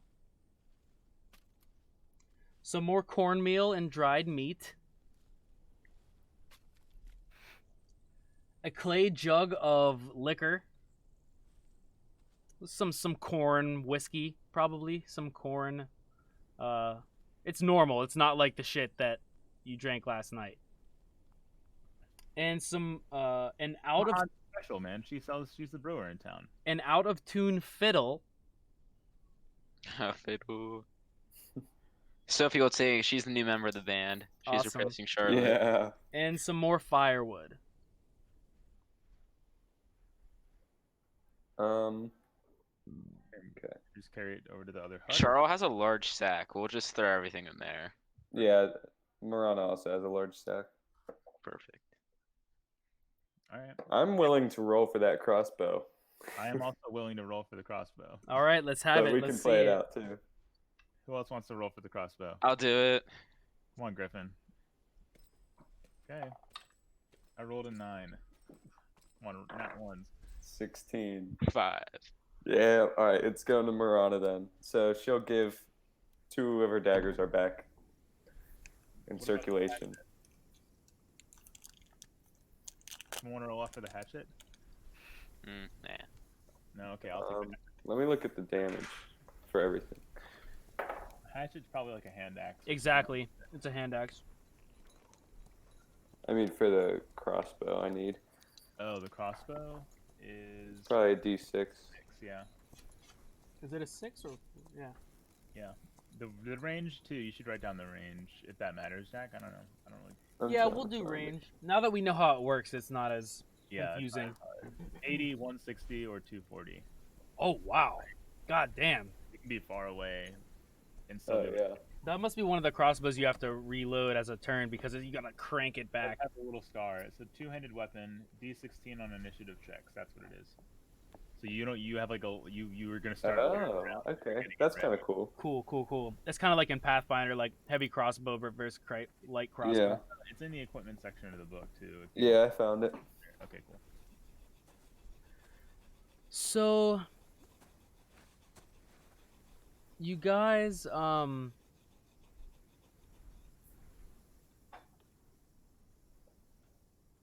So I guess should we go back? And there's still one more shack we haven't went in yet. It was the green Yeah. one. This one down here. Or no, 3. Oh, 1-1. yeah, 1-1 bearing combat. I mean, we can go check it out. This is the squad. And now okay, Hunt- so as you guys are walking through, and I was just using this area sort of dark. You can see to the very top of. Oh, sorry.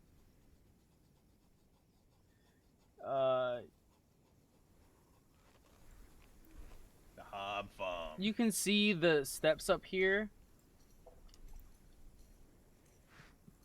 And you can see at the very top an ominous looking scarecrow tied up in Left 4 Dead, way up there. As if a couple of you start walking down here to check this one out, you look up there and you notice sort of for the first time up at the top. Like I said, each step is about 6 feet up, and there are 5 tiers, so it's like about 30. By the time you get all the way up to here, it's about 30 feet. You're looking up the hill. Okay. And you see what a scarecrow and saw anybody who was in 1-5. If you put 2 and 2 together, you don't want to bet, but it's probably the scarecrow it's probably her.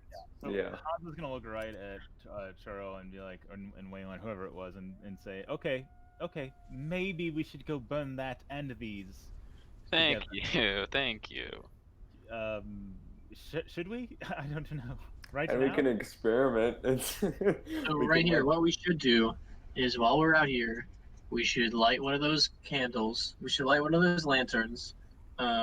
Makeshift a fire crossbow bolt and shoot that scarecrow from here. Yes.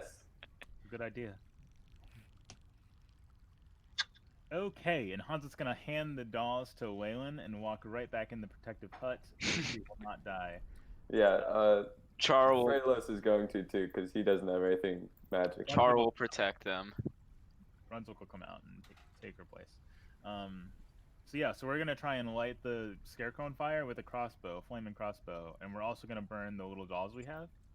And then roll whoever goes up to shoot the scarecrow, roll a d20 before you do it. Let's come over here. Whoever's burning shit. That's Miranda. She has the crossbow. Okay, so go ahead, yeah, roll the 12. Okay, so you notice that the scarecrow has a hand sticking up as if it used to be holding something. Boy Simbo! Maybe we should. Yeah. What if we? I mean, I don't think we're ready now, but we can maybe go Let's put the holy investigate symbol after the back. fact. Yeah. All right. I think we should check out 1-1, and maybe there's more information before we. I assume we're gonna have to You're maybe muted. try and save her, or Yeah, I think Brunswick also wants to check it out maybe up close after we check out 1-1. So yeah. you're right. Let's check out 1-1. Whoever's outside and is part of the unit still. Hopefully, people with the wood, because I don't have any of the wood. Yeah. I don't have any wood either. I have wood. Okay, so these 4, Yeah, they're the unit. this is the squadron. This is the squad. Yep. Okay, cool. So you guys head in. The door's open. It's it's just Okay. like sort of just like the other huts, other than a slight green tint. So I'll just read the description one more time. The decayed-looking cabin, lacking a porch, stands at this point overlooking the yard. A pair of shuttered windows flank an open doorway leading into the gloomy interior. The split shake roof and chinked log walls hold a slight green tinge as if moss clings to it. Give me a d20 roll, guys. 10. Intelligence, perchance? Yeah, intelligence. Anything you could add to it. No, this is subtraction. I just wanted to see how bad it Oh, was. oof.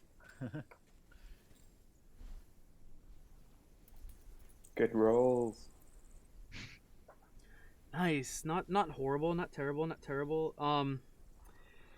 So this the building itself feels kind of warm inside. And out of the fireplace, a huge tendril tongue Oh no. swoops out. It grabs all of you with a 23, and I'm gonna need a fortitude save from everybody. All three of us? All three. No. Fortitude. Okay, +0. Ooh, natural 19. Yeah. Don't worry, Char will save you guys.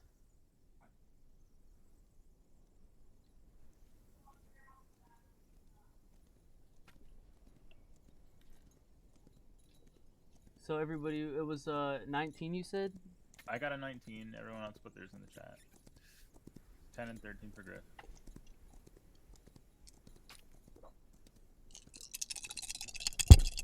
That doesn't sound good. No.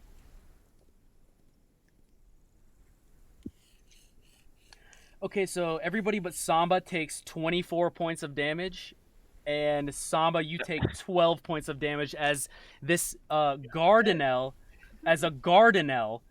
the shack itself is actually a giant plant that disguises itself as a cabin.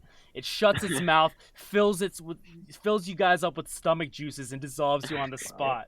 You're dead. You're done. Charles. Charles I'm is the outta here. only one. Charles I'm is outta in here. there. Oh my You're god. all. Not in there. Charles was outside.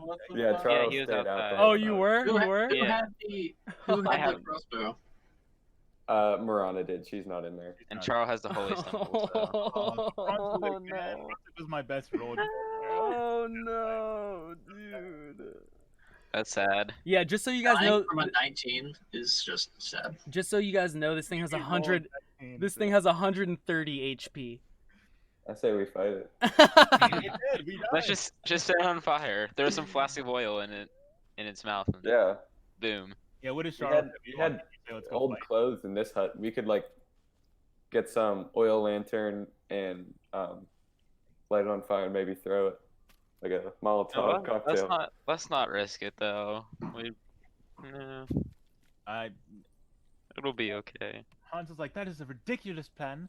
We are going to die if we do that. We are not going there. I say we kill the scarecrow as we had planned originally before those buffoons killed themselves. Charles like, no, holy symbol. Then Yeah. then Let's walks out go the up and back. check out and Charles take a closer look at what exactly is going on up there.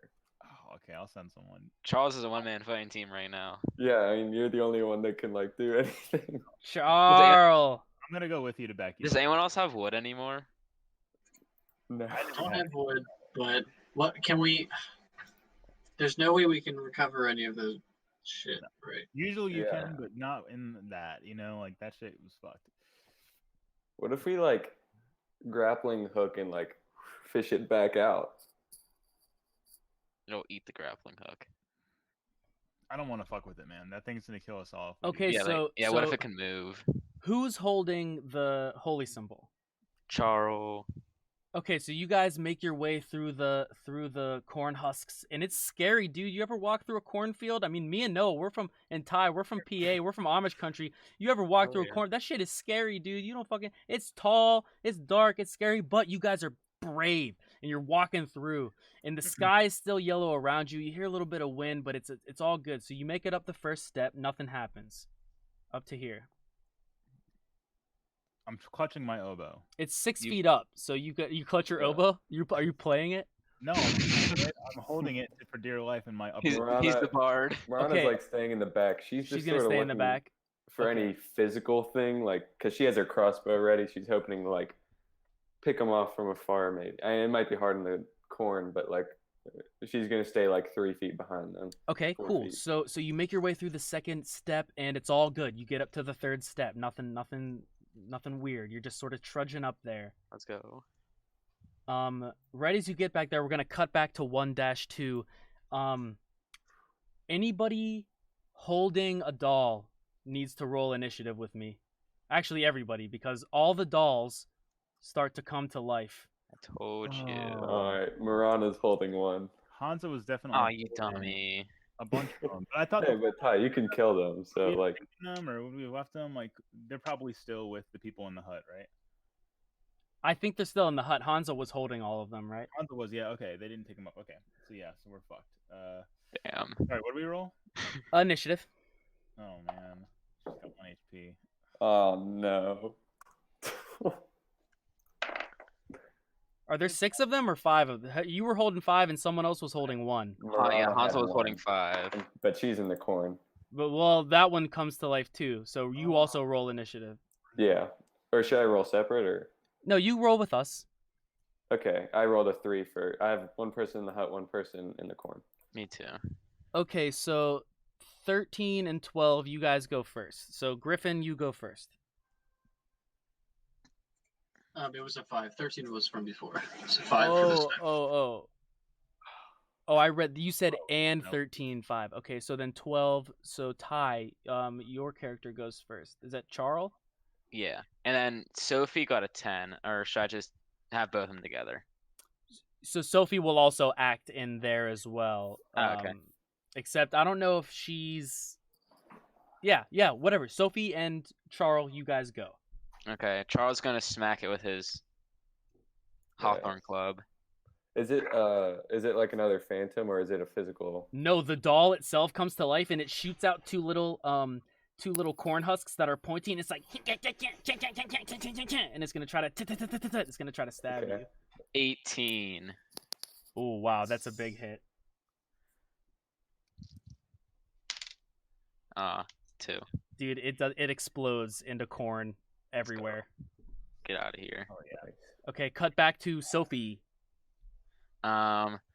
She'll take her club and hit one of them. 13. Is this battle music? 13 hits. Attack of the corns. 3. It's got a lot more lighthearted. Okay, so you destroy one of the dolls that is on Hansa. So there's 4. So there's 4 left. Okay. On me, or they're around me. Like I'm a halfling. So They you grow were- in size, you- or they jump off You me, were like, holding them in a bag, right? I don't have a bag. I think I was just holding them in my hand. I don't know that I'd be holding them in the room. I grabbed them when we left 1-5 and I brought them back here. I imagine we probably had them in a pile. Okay, so the pile comes to life and just starts fighting you guys in there. So there's 4 left, so each of you are gonna get one of them.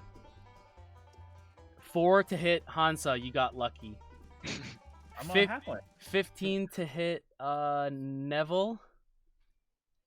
Come on. It's 1 point of damage. Ooh. Okay. I'm good. Frielos, natural 20. Ooh. 1 point of damage. As the little corn husk sticks into your shin, you're like, ow, jeez, that really hurt. Just step Yeah. on it. Sophie, 13 to hit, 1 point of damage to you. Ah. And that's my turn. Who's I'm next? down to 1. I'm down to 1 too, Ty. Me. So Hans is gonna take a swipe at the one in front of her with her dagger. Okay. Only for when I talk. Nat 20. Oh, let's go! Yeah. Party That look! dragon die. Okay. Sorry, it's my dagger. So it's D4. So 6 points of damage. Oh my god, you shred it, dude. It flies. It's a go. cornmeal flies everywhere. Great. Well, I killed the one in front of me. I mean, that's. I'm gonna back into the corner away from the rest of them because I only have 1 HP left because I'm weak. 'Cause I got attacked by the demon. And then Gavinor is out of combat now, so he's just gonna wait behind Charles with the fucking holy symbol because I'm not messing around. I have the power of God and anime on my side. Oh yeah, that's my turn. Okay, great turn. Okay, so who's next? Sorry. Griffin's next. Here's a picture of the party in the story getting attacked by the dolls. Nice. Look at the one on his shoulder. He's like, he's going. Yeah, that's awesome. It's fucking dolls. So how many are left? You'd be okay. 3 of them are left, I believe. One on each of you guys. Hansa killed hers. They're all us. No. Oh wait, Hansa did kill hers. Yeah. And you said one of them attacked each of us, right? Yeah. For sure. Okay, so So I'm up. Yep. I guess I'll just go for it with the dagger I have. That is. Frail is 6. going to town on the banjo. 6 does not hit. I Nope. assume. That's it. Nope, you're close, but it doesn't hit. Is that everybody or Noah? Did you go?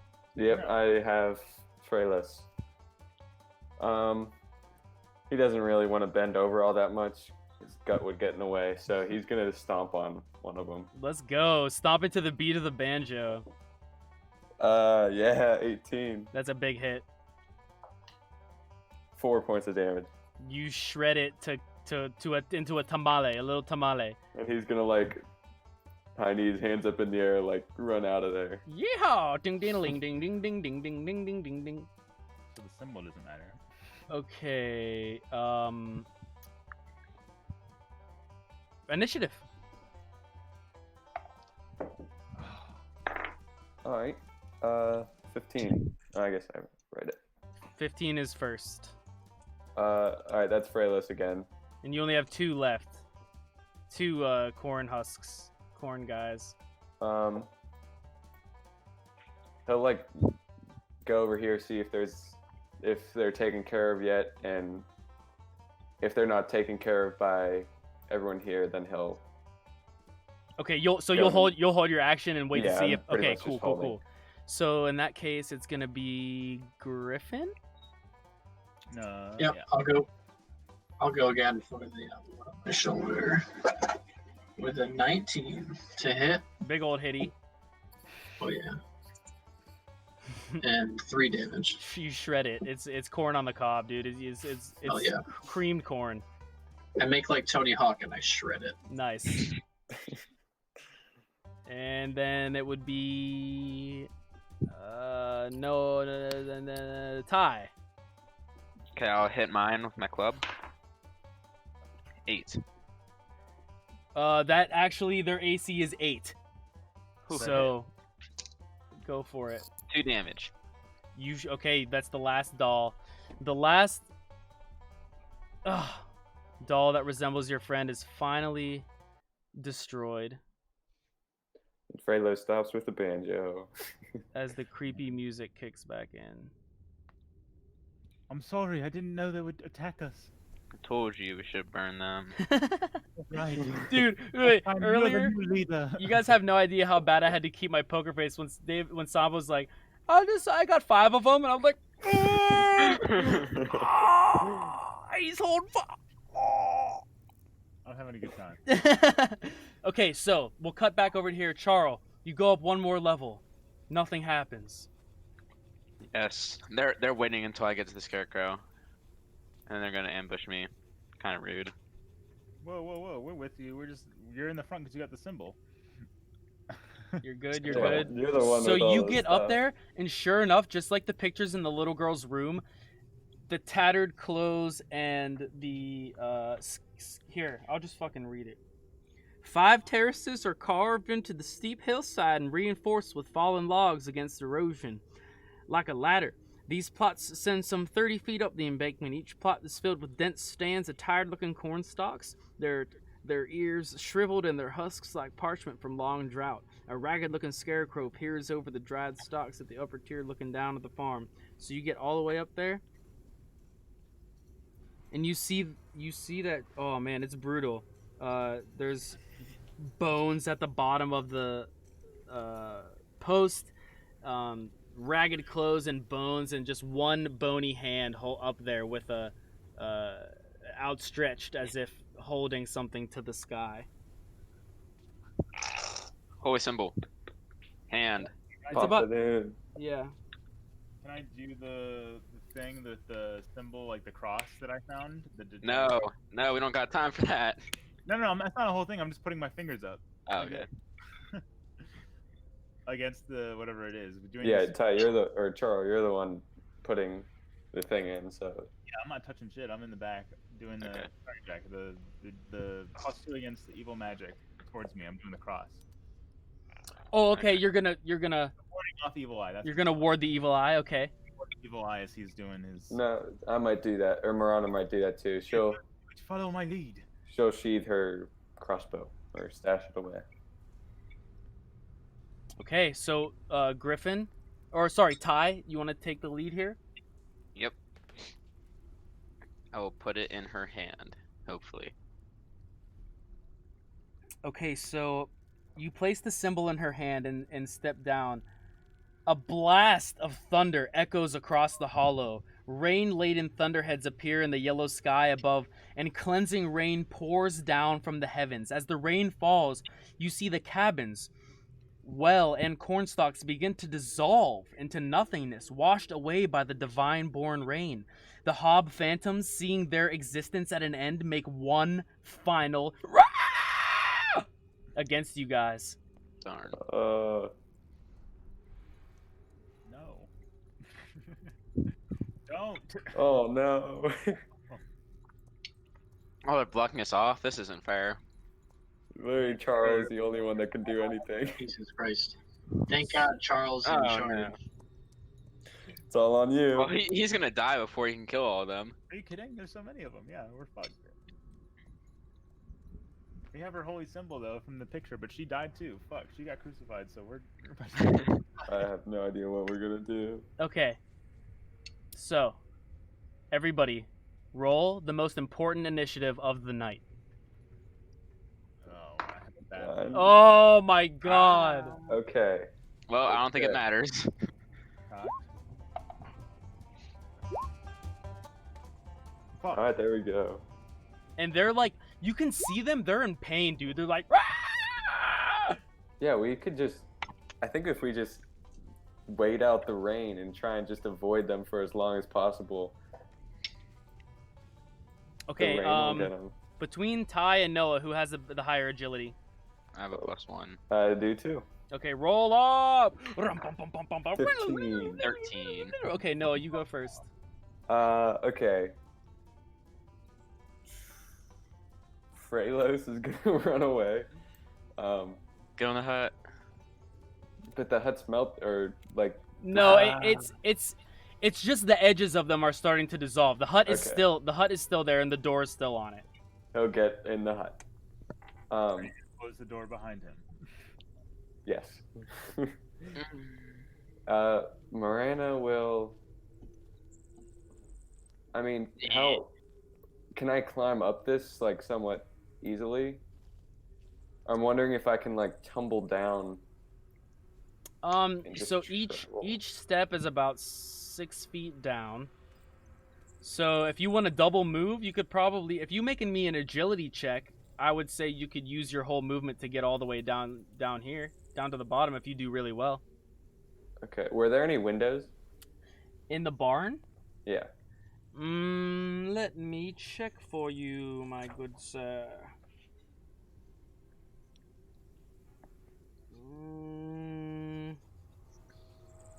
Roll me a luck check. Roll under your luck. I do. Okay, yeah, there's a window on the side. Okay. So I'm gonna roll agility and try and like bound down and sort of have the corn try and like soften the jump in each one and sort of use it to pull myself forward. And maybe, I don't know how much movement I have, but get to the window or dive through it. Okay, let's see how your agility goes. I'm so fucked. Ugh, 5. Okay, so yeah, it's like you think you can jump, but the corn is high and thicker than you thought. Now that it's wet a little bit, you're getting caught up in it. But I'll say you get down to the bottom step, but you still have one more step to go. Yeah. Okay. There you go. Okay. Anybody else on your team, Noah? That's it. Okay. Who's next? Ty? Mm-hmm. Charles is gonna attempt to get in that window as well.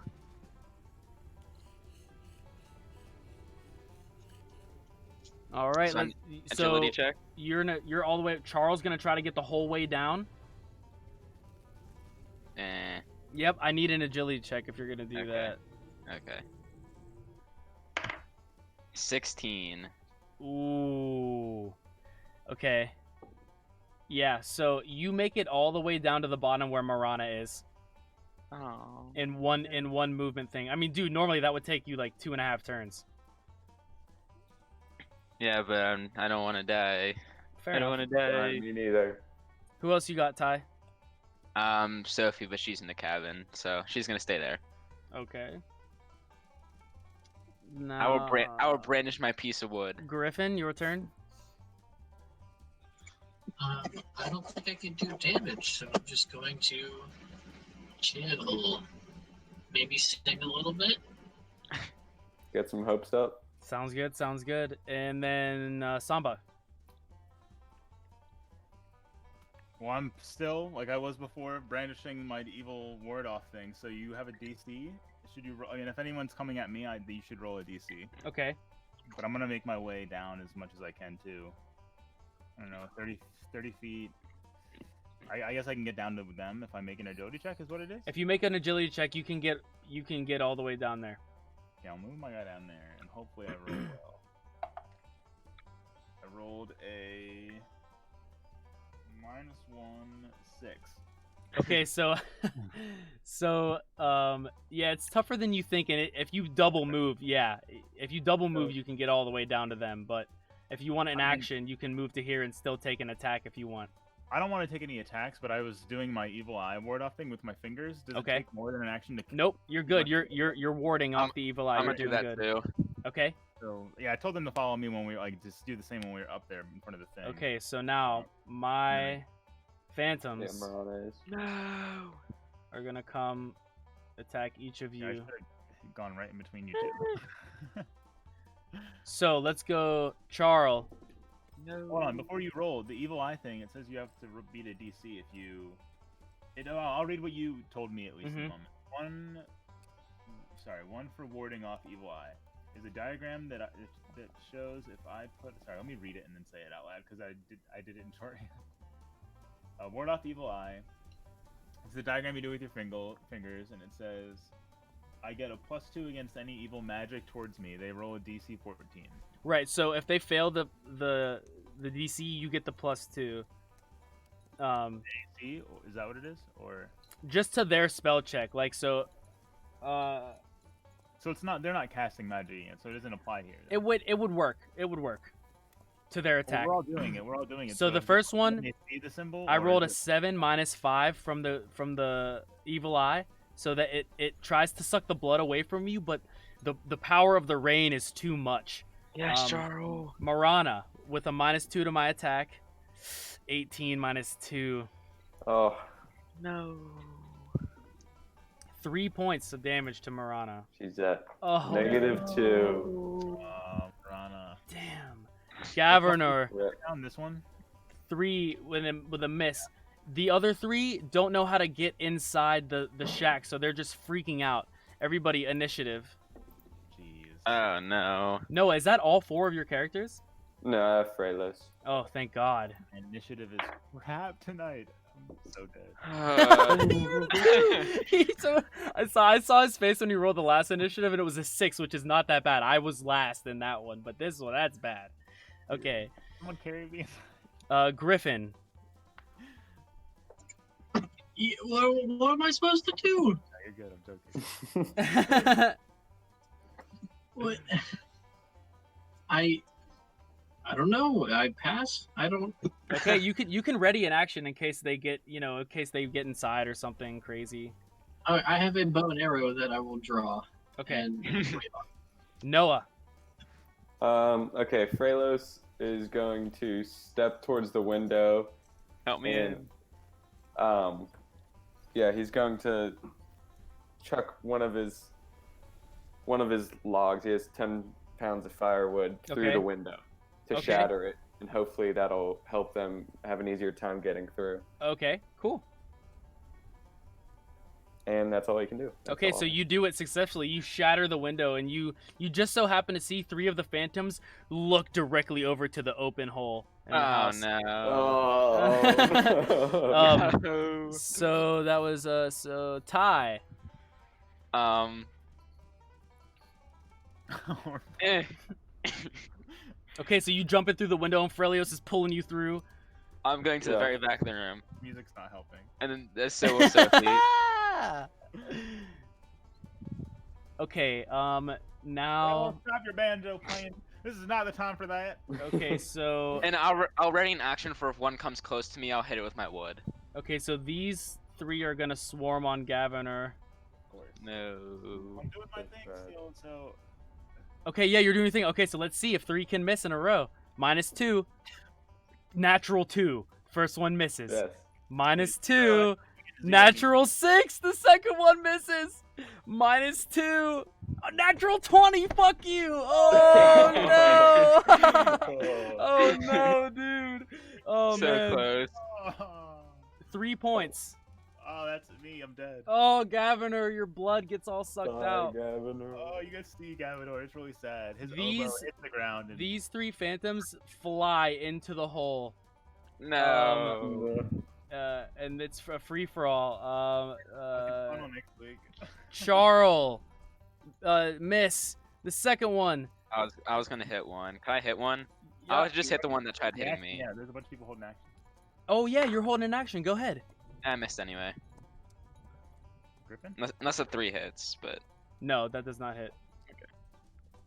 Weren't you holding an action, Griffin, to shoot your bow if someone came in? Yeah, but it's Oh, just yeah. a normal bow. Does that count for damage? You could try. It has. I'll try. yeah, maybe since it's raining and whatnot, it can hit them. Oh, I'm so sad. They're About becoming corporeal. That was an 8 to hit.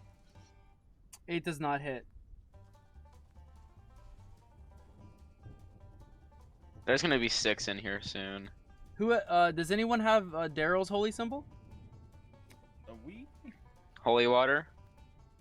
have some. We have other. I had rolled a holy symbol for my equipment too, for my characters, but I don't know if it matters what the holy symbol's for or not. You know. That's okay. If you have a holy symbol, I will allow you to make a check. Who else was holding an action before I make my phantoms continue attacking? I don't know Uh, what kind of action it was for Freyla Sophie was. to knock the thing open, but Yeah. So go ahead, Sophie. As they pour into the room, what do you do? I'll just try hitting one with a club. The Hawthorne Club? No, just a regular one. Okay, go ahead. 14. It hits. Let me see a D4. Max 3. Okay, so you don't know why or how. You don't know if it's because you're in this cabin or what. But you take a big old sweaty swipe at this. Maybe it's some of the rainwater was on your club. You tear it a new one and it vaporizes into mist. That one's dead. The last one's gonna take an attack at Frelos and misses with a 9. Okay, yes, that was the it's third. 10. That was the third round of combat. Everything goes quiet. And they die. Yes. The rest of the farm starts to dissolve away as the 5 of you look around, and the rains wash away the last of the accursed farm, leaving you standing in a verdant glen under a stormy sky. The smell of fresh rain and clean forest fills the air as a cool breeze rustles through green leaves in the trees. Looking about you, you spy the ruins of several tumbled log homes now overgrown with kudzu. The terrace fields are muddy and filled with newly sprouted stalks of corn. There's no sign of the foul phantoms who so recently plagued you. At last, you are home. Yes. Yay. Everybody who survived take 20 XP. Ooh. That's awesome. I wish more people survived. So we have 5 characters. I'm just going to line them up out here.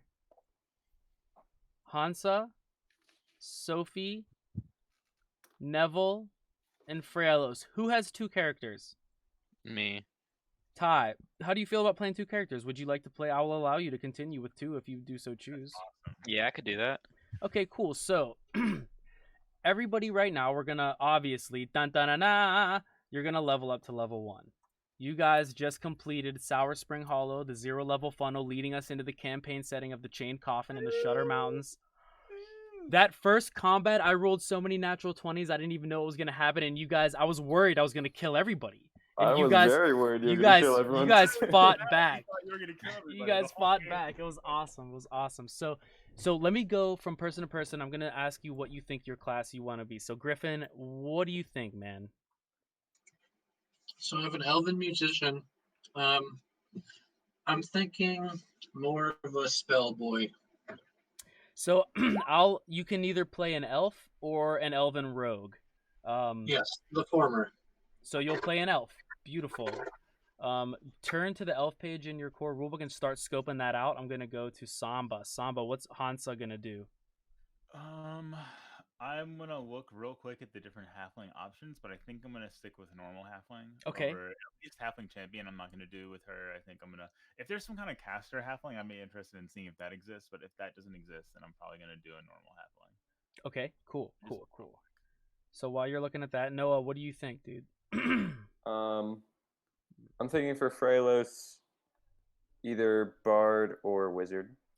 So yeah, dude, I've never run a game with a bard. If you want to use the bard class from the Crawl 6 zine, Yeah. go ahead and do it. If you'd rather play a normal a wizard, you think like you could do that too. But I he's would be just smarter. excited about the bard class for Fraelos. Yeah, I mean that was sort of my go-to. It's just the way his stats are that makes it difficult, but I think I'll go with it anyway. I mean, he is a bard. And then Ty, what are you thinking? Definitely warrior, whatever it is for Charles. And I'm kind of thinking cleric for Sophie. Beautiful. So warrior and cleric. Okay, so I'm gonna get my book out. Everybody, if you have a book, feel free to get it out. I'm gonna do normal halfling, Jack. Dope. I love that. There's a halfling in the Shire class that seems pretty cool, but it's not what I want to play. Yeah, I like the core rulebook as well. So okay, so for the sake of simplicity, Griffin, you're gonna awesome. We're gonna go to we're gonna go to the elf page and do this together first. I'll do that later. Warriors page 42. And cleric's just before that. Oh yeah, I need to print out a character sheet. Jack, I think elf is around 55. Awesome. Just turn to it. So roll a d6 with me. We'll do your hit points. 3. I rolled a 5, so 5 plus your stamina score. Which is 0, puts me at 9 max. Okay.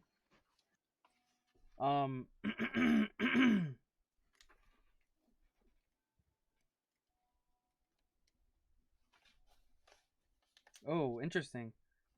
Apparently you get to purchase 1 weapon and 1 piece of armor and 1 weapon made of mithril at no additional cost. That's fucking dope. Oh.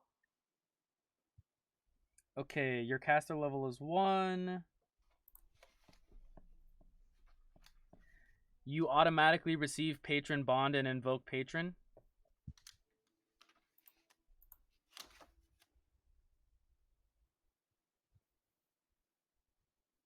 You have infravision up to 60 feet. In this, how that's going to manifest in this world is if you are in pitch blackness, you'll be able to see up to 60 feet on the infrared spectrum, meaning no color, no detail, but you will be able to make out shapes up to that distance designated, right? You're immune to magical sleep and paralysis. And if you touch iron, you might if you're in contact with iron for too long, you'll start taking damage.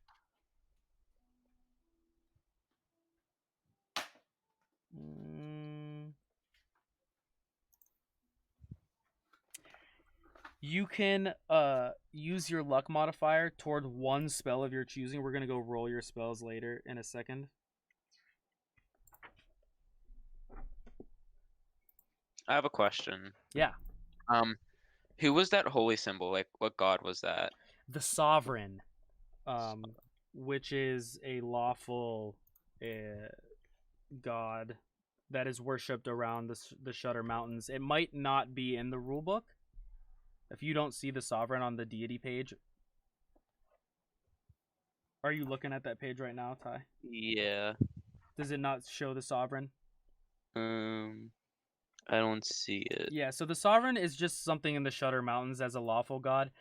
I'm gonna show you something else for deities. It's called the DCC Annual. I'll send you a PDF of it. It's basically let me get mine out real quick.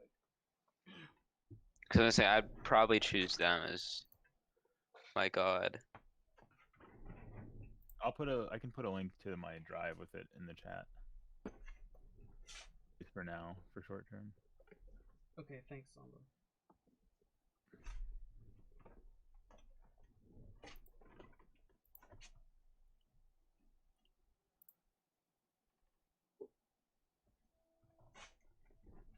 Okay. So, Griffin. Yeah. Back on the elf page, there's some stats there. It'll say like attack is your attack bonus is +1, your crit die and table, your action die, all your reflex fortitude, your saves and stuff. So write those down off of the chart.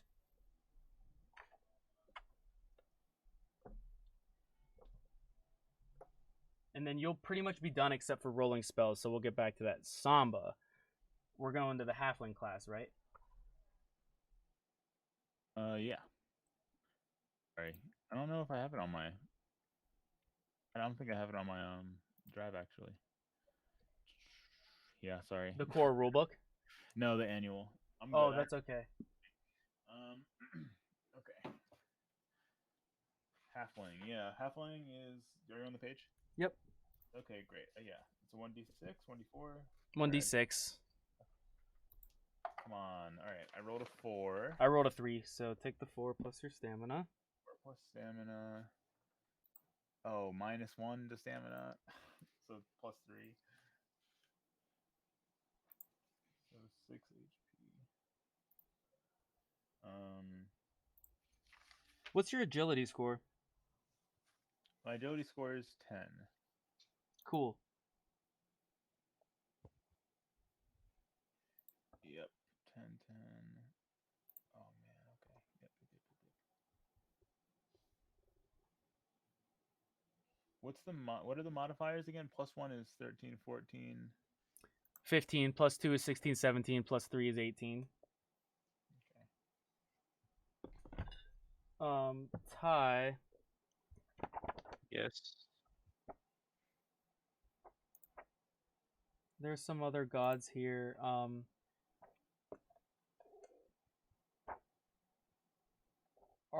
I assume you're lawful. Yeah. So some of the lawful gods you could go with are Shul, the god of the moon. The sovereign would be kind of like Justicia, who is basically the scales of justice. Okay. You could go with Yeah, Freylas worships Justicia. Justicia. let me see a couple others here. Justicia is a good one. I wouldn't say Malatok. Shul, the god of the moon. And then pretty much whatever else is in the thing. If you want to do the sovereign, I can look up some other stuff. Let me see.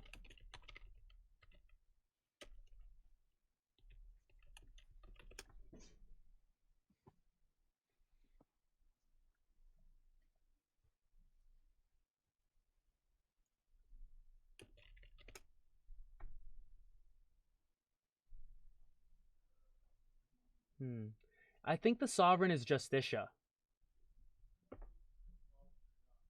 Tie. So for now, we'll call it that. But then if I find something else out that says it's different, we can change it. Noah, you're doing Bard, right? Yeah, I couldn't really find a Bard sheet, so I'm just printing out a Wizard one. I got you. I got you. I'll send you a Bard sheet. Oh, really? It's kind of hard to find, but it's yeah. I tried a few links, but tucked away in there. Wait, here, let me open it right now. I'll send it over to you.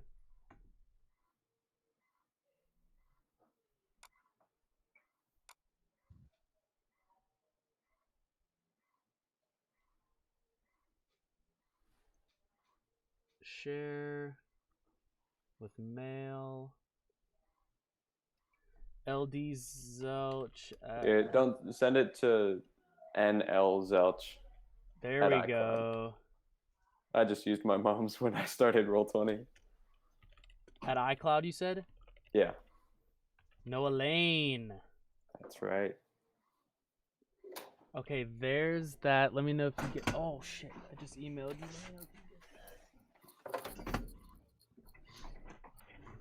you.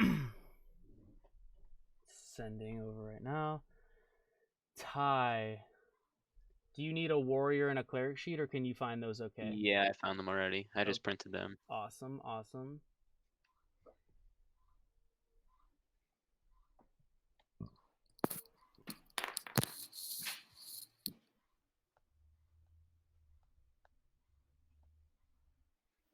Oh, you're muted, Samba. Hang on.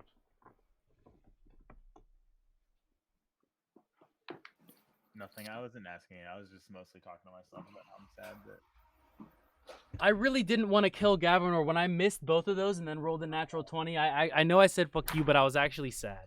No, it's okay. You had the book, but it's okay. That's what happens, man. The funnel's supposed to pull at the heartstrings. Who died first? Wait, Eustace. When you said I know Eustace is gonna die, I looked at his luck score because it says in there the Phantoms attack the people with the lowest luck first, and I was like, oh, dude, Eustace is done, dude. Eustace didn't make it. Wait for him to die. He had a minus everything. His only everything was he had a 4 intelligence, a 6 luck, 7 stamina, Poor 7 guy. ability, 6 strength. Like he was weak for. Oh my god, that's terrible. Poor guy.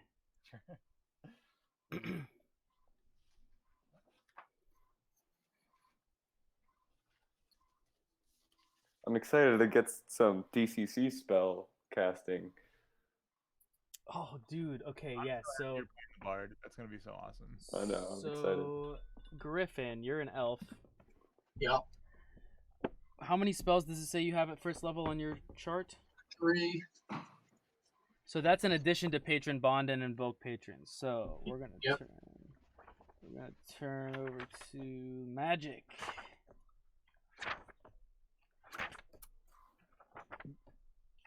It should be 111, the spell page. That's the Mercurial Magic page. Okay, and 127.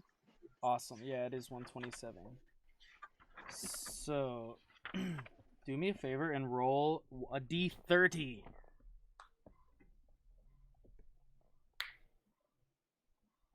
And then a percentage die on the side of that as well.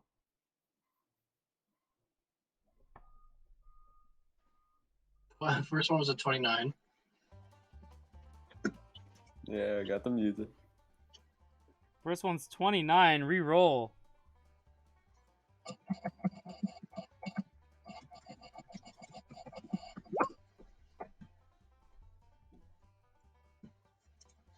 Oh, it's the first 16 magic missile. Oh, nice, dude. Okay, now. Oh, that's awesome. Give me a percentage. Okay, let's get 100 on this. Ooh, fuck me! Holy shit! I asked for 100 and I got 100 on the percentile. What? That's awesome. No way, dude. Okay. Oh my god. Have you ever seen that, Samba? I fucking asked for it. You're muted, Saba. You're muted. Okay. Roll again twice. Look in the chat. It's amazing. Roll again twice, but instead of rolling a D percentage, roll 4d20 modified by your luck adjustment in increments of 10%. What does that Oh mean? yeah, I just read that today. So Sorry. 4d20 modified by the wizard's luck adjustment in increments of 10%. Yeah, I remember when you rolled that. Someone else did that, and I just had to roll twice and pick two spells I wanted because I didn't know what to make out of that. So 4d20 Well, that was modified. hero magic. Yeah, the same thing. I just said roll again twice and pick which one was better because I didn't understand it. Let's Google it real quick. I'm curious.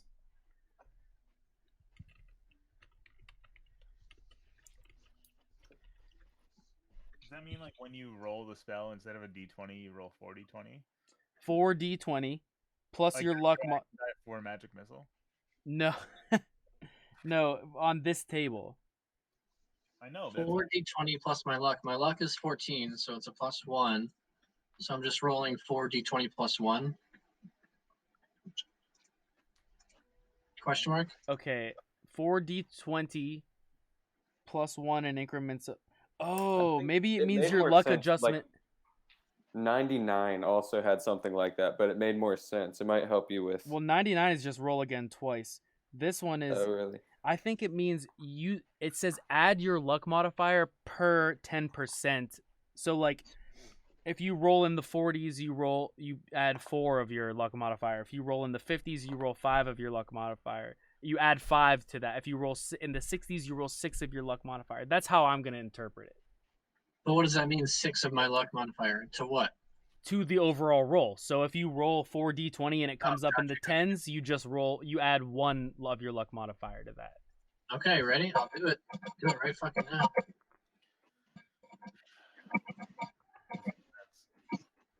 Oops. What? Thanks. So 41 plus 4 is 45. I think that's no effect. It's so exhilarating. Okay, no effect, and then roll that again.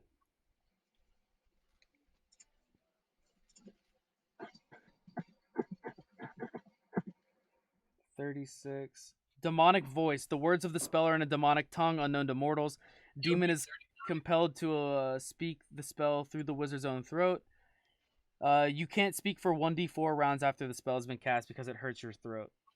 Wouldn't it be 39 if I'm adding 3 to it? Oh, yeah, you're right. 39. Blood sweat. Casting a spell causes blood to ooze from your nose. No damage, but you look messy and gross. Blood sweat. So you get a nosebleed when you cast Magic Missile. Okay, go back to this. Roll another d30 for your next spell.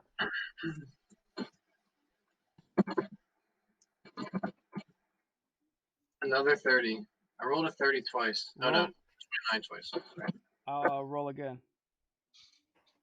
18. Mending. Mending. Mercurial magic, please. Roll a percentile.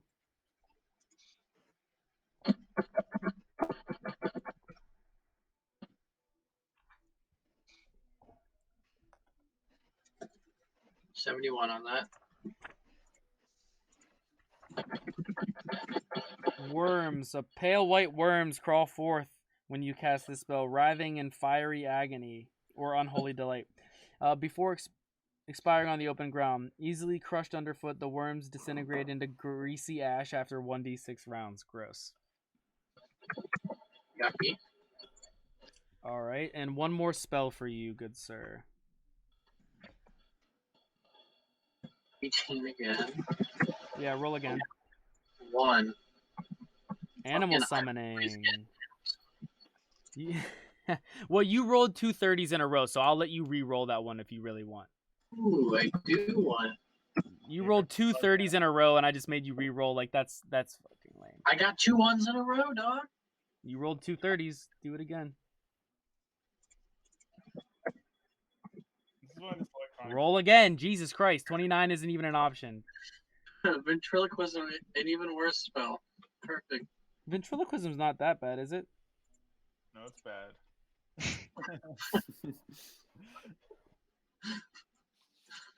Hey, that's the dice. Also, okay, so your patron bond.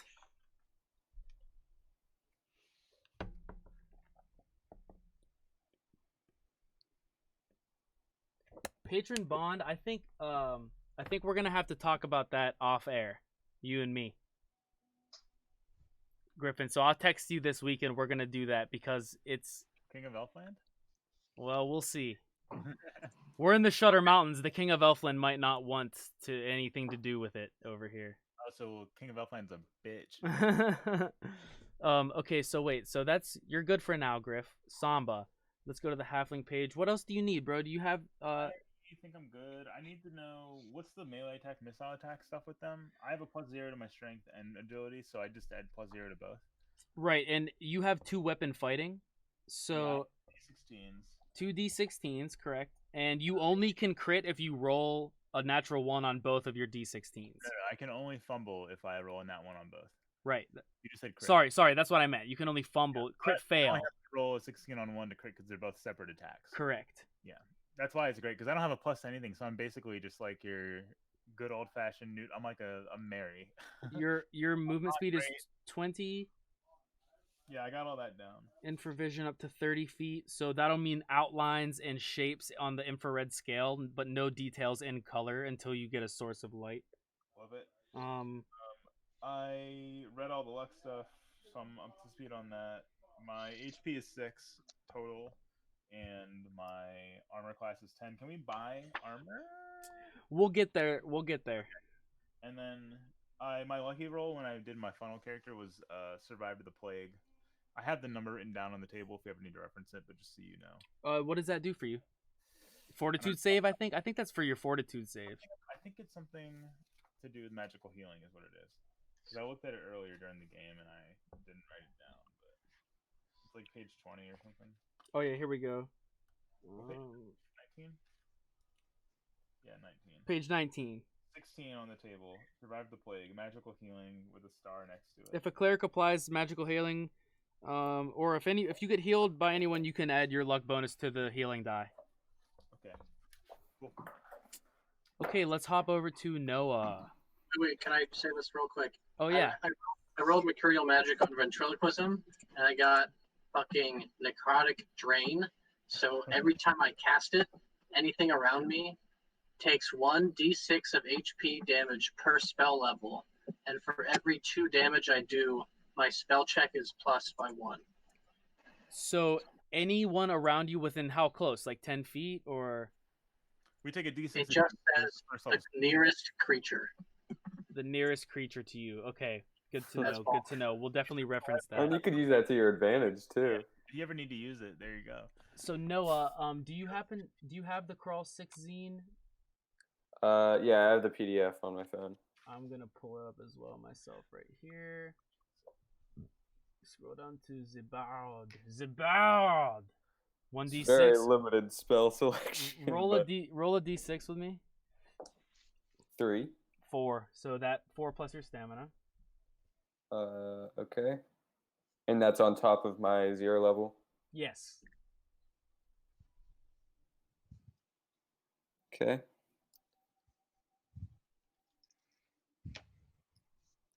Now give me a d6 for your first spell. First and only spell. 6. Ventriloquism. Do you get Mercurial Magic as a bard? Probably.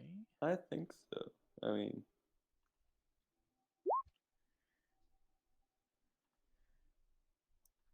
What's this Samba? Oh, there's the Crawl 16. Thanks, Samba. What page is it on there? Do you guys know? It's like the first. It's page 8 or page The 6. first one. I gotcha. So, Oh, cool. what's your yeah, it has on my spell sheet mercurial effects next to the spell. So Okay, so let's roll a percentage die on that.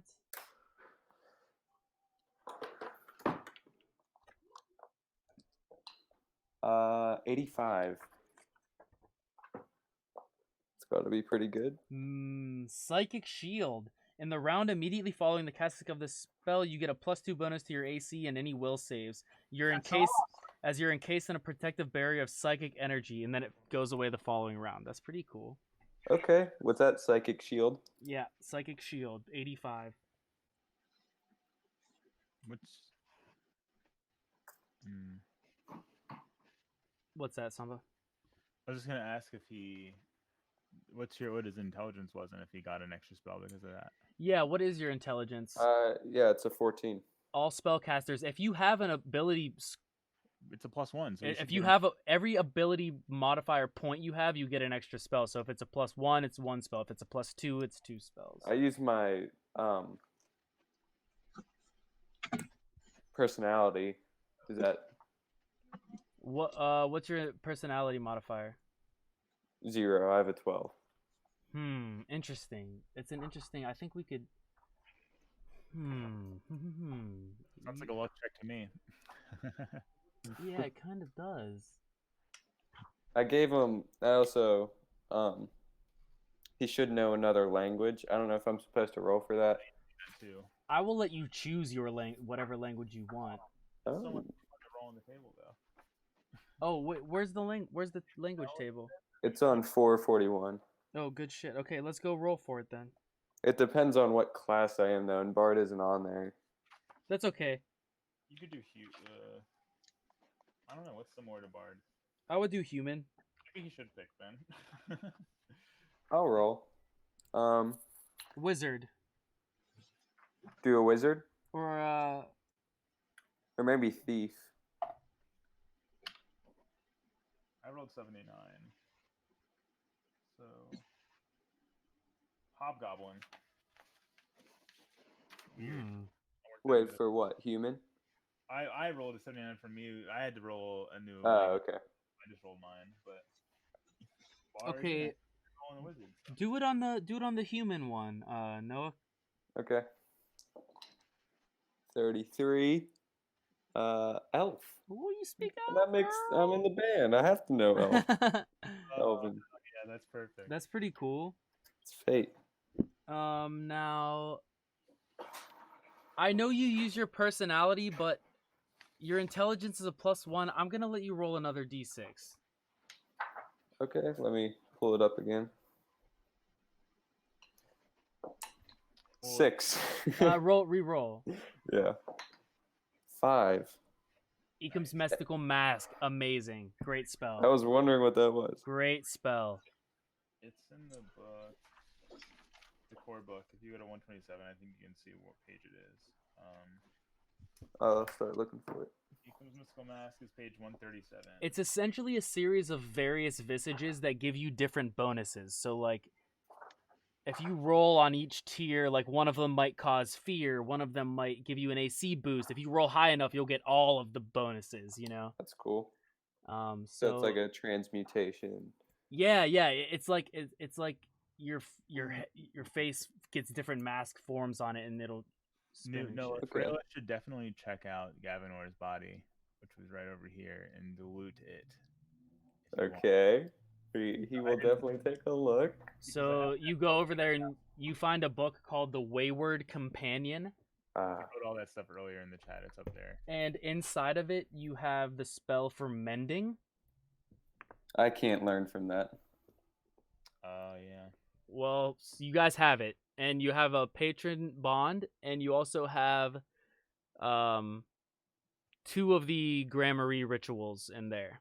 Isn't someone an Uh, elf? I think they can do it. Neville is.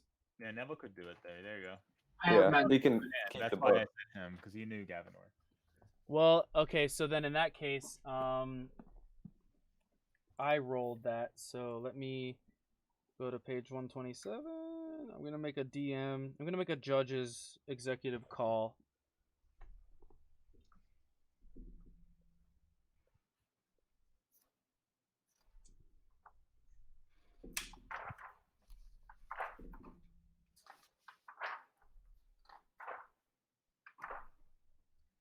You should also take the elbow, because you play music for magic. It's in perfect condition. Okay, so not only is, well, that doesn't make any sense. You already have that shit. Why we're having a lot of rerolls tonight. So instead of mending, the spell read magic is in there.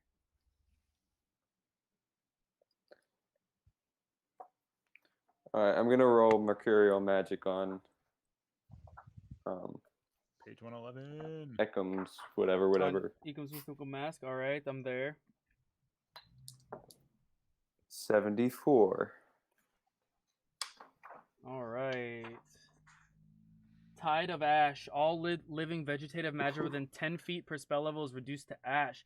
Vegetative creatures caught within the radius take 1d14 points of damage per spell level. Huh. Wow. That's kind of cool. Could use that. You're so scary that all living things near you die. Vegetation. Okay, Ty. Pass that over there. Are you good, Noah? I think you're good. Yep, I just need to do some bard stuff. Okay, so Ty, we're gonna take your warrior. We're gonna do your warrior first. Yeah, all I need to do is health and armor. Is that a D12? Yes. 5. Oh wait, I rolled a 14, not a 12. Sorry. I literally rolled a 14 and was like, that's too high.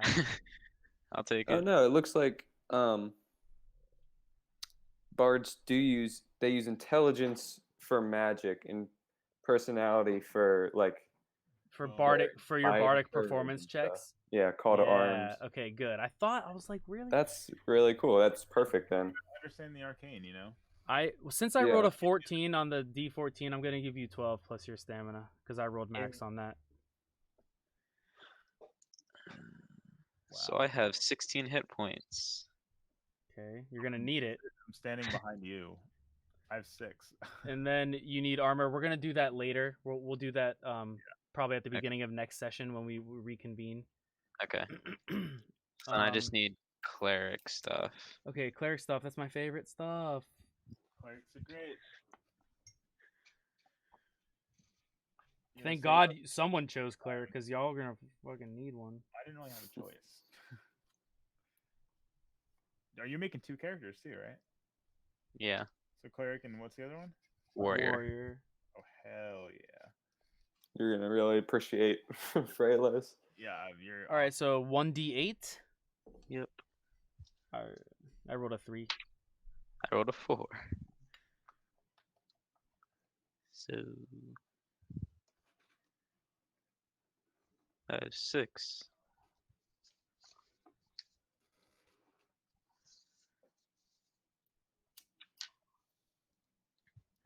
Okay, so as far as lawful gods go, take a look at that list, and then, I'm gonna say for our purposes right now that Justicia is the sovereign, cool. the one that Shire, the cleric's name that tried to cleanse the Hobb family name was Shire Rilla. Her name was written somewhere and scratched out real heavily, but it's basically Shuyr, which I figured was pronounced Shire or Shire, and then Yeah. Rilla, Rilla, Shire Rilla. Rilla. It sounds like I don't know. Sure Rilla, maybe sure. I wonder how do you spell it again? I'm gonna put it in Google and see what the phonetical. Shuyr. Weird. Okay.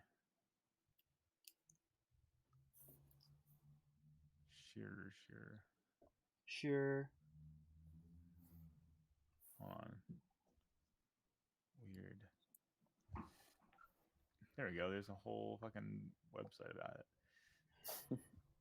But I would let you do Gorhan, Aristimus, Danthar, any of the lawful gods. If you make a plea, and you want, you're welcome to choose Ty.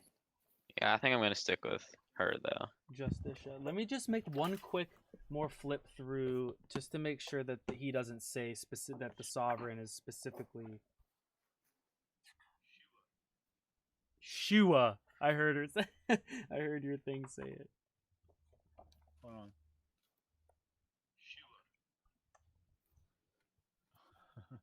So it's like Shure, Oh, Shure. Shuerilla. Shuerilla, yeah, quickly. Shuerilla. Weird. That's a Shuerilla. weird ass name. Yeah, it is. I was reading it like, what the fuck? Who the fuck?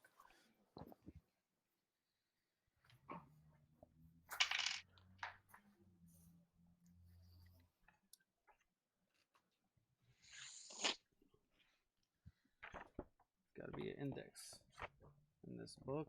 Here we go.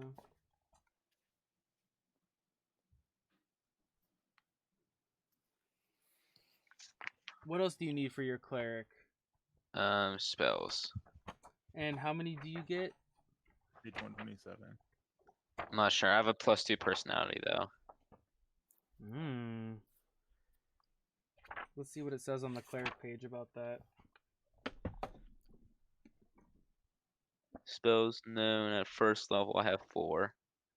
Yeah, I think it's locked in at 4, regardless of your modifier, because you'll get. Oh, okay. They build clerics slightly differently than wizards. You're pretty powerful at level 1. Okay.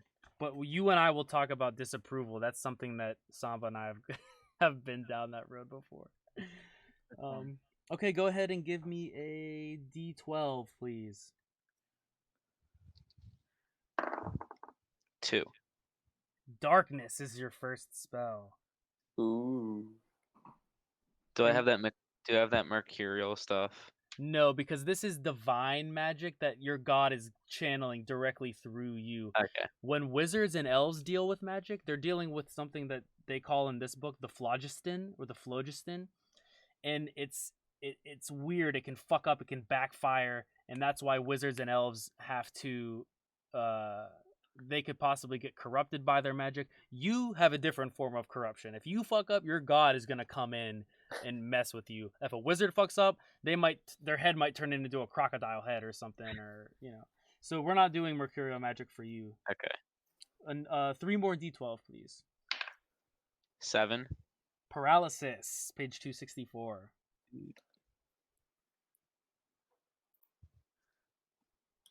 What was darkness on? The page? 258. Okay. 1. Blessing, a wonderful, wonderful, wonderful spell. 255. And 10. Second Sight, page 267. Another interesting spell. Samba and I have encountered that one as well in some higher level play. Okay, and what's the Divine 8? That's the only other thing I'm not sure about. Divine Aid is when you are at your end's rope and you're like, I need to call my god directly for help. It's basically what Shurilla did at the top of the mountain when they were crucifying her. She called out to her god, and because they had already ripped her holy symbol from her and threw it away, it wasn't completely successful.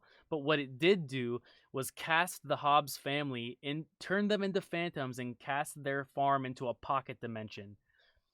That was her last dying wish. Was her divine aid was the sovereign striking them out of this world and to live cursed as phantoms in another dimension until someone came in.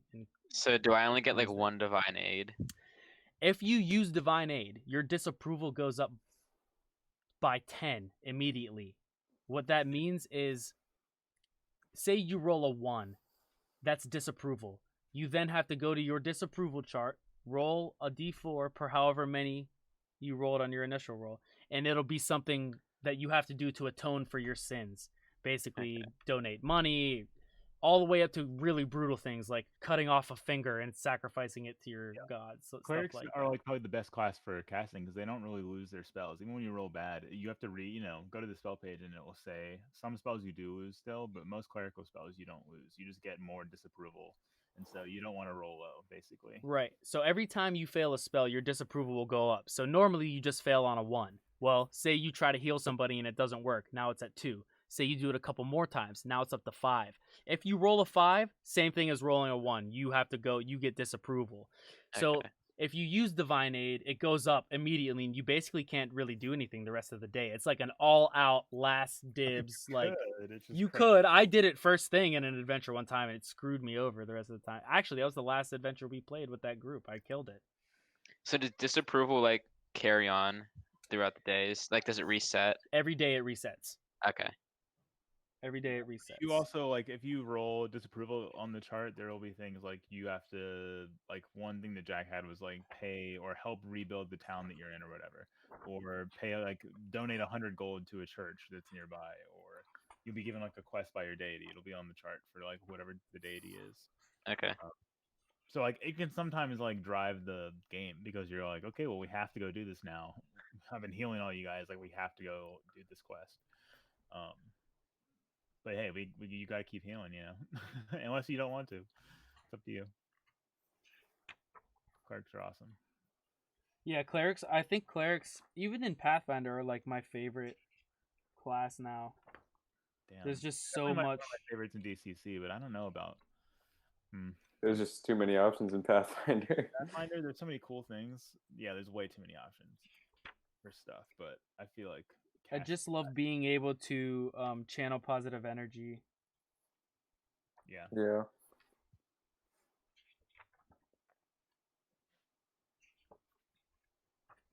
So is that everyone? Is everyone leveled up? I think that's everyone.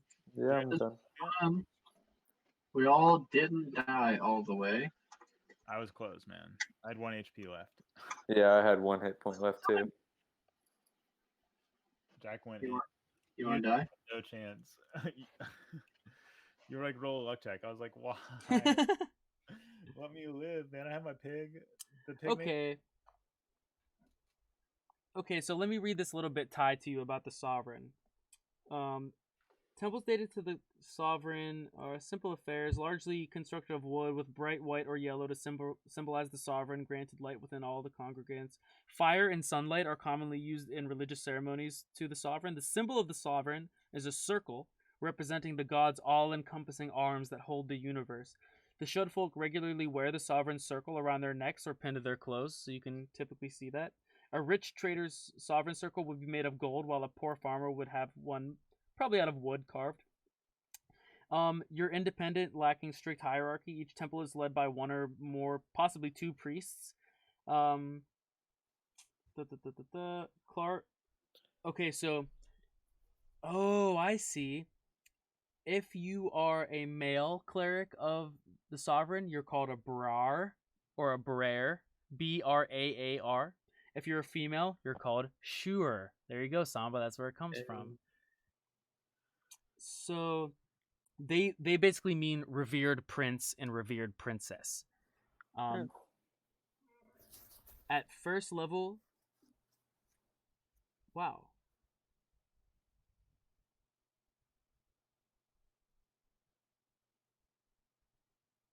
Okay, so we already rolled your spells, so I'm not going to make you change one, but I would let you switch one out with the spell Holy Sanctuary, because it says right here that first level clerics of the sovereign begins play with 4 specific spells here. But we already rolled yours and it's cool and I like it. So if you want to choose one and switch it out with Holy Sanctuary, you may. If not, whatever, move on and we'll just keep the spells that you rolled as is.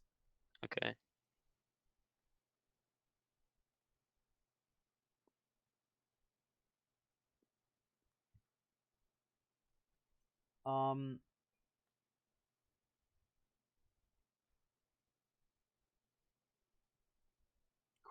Cool.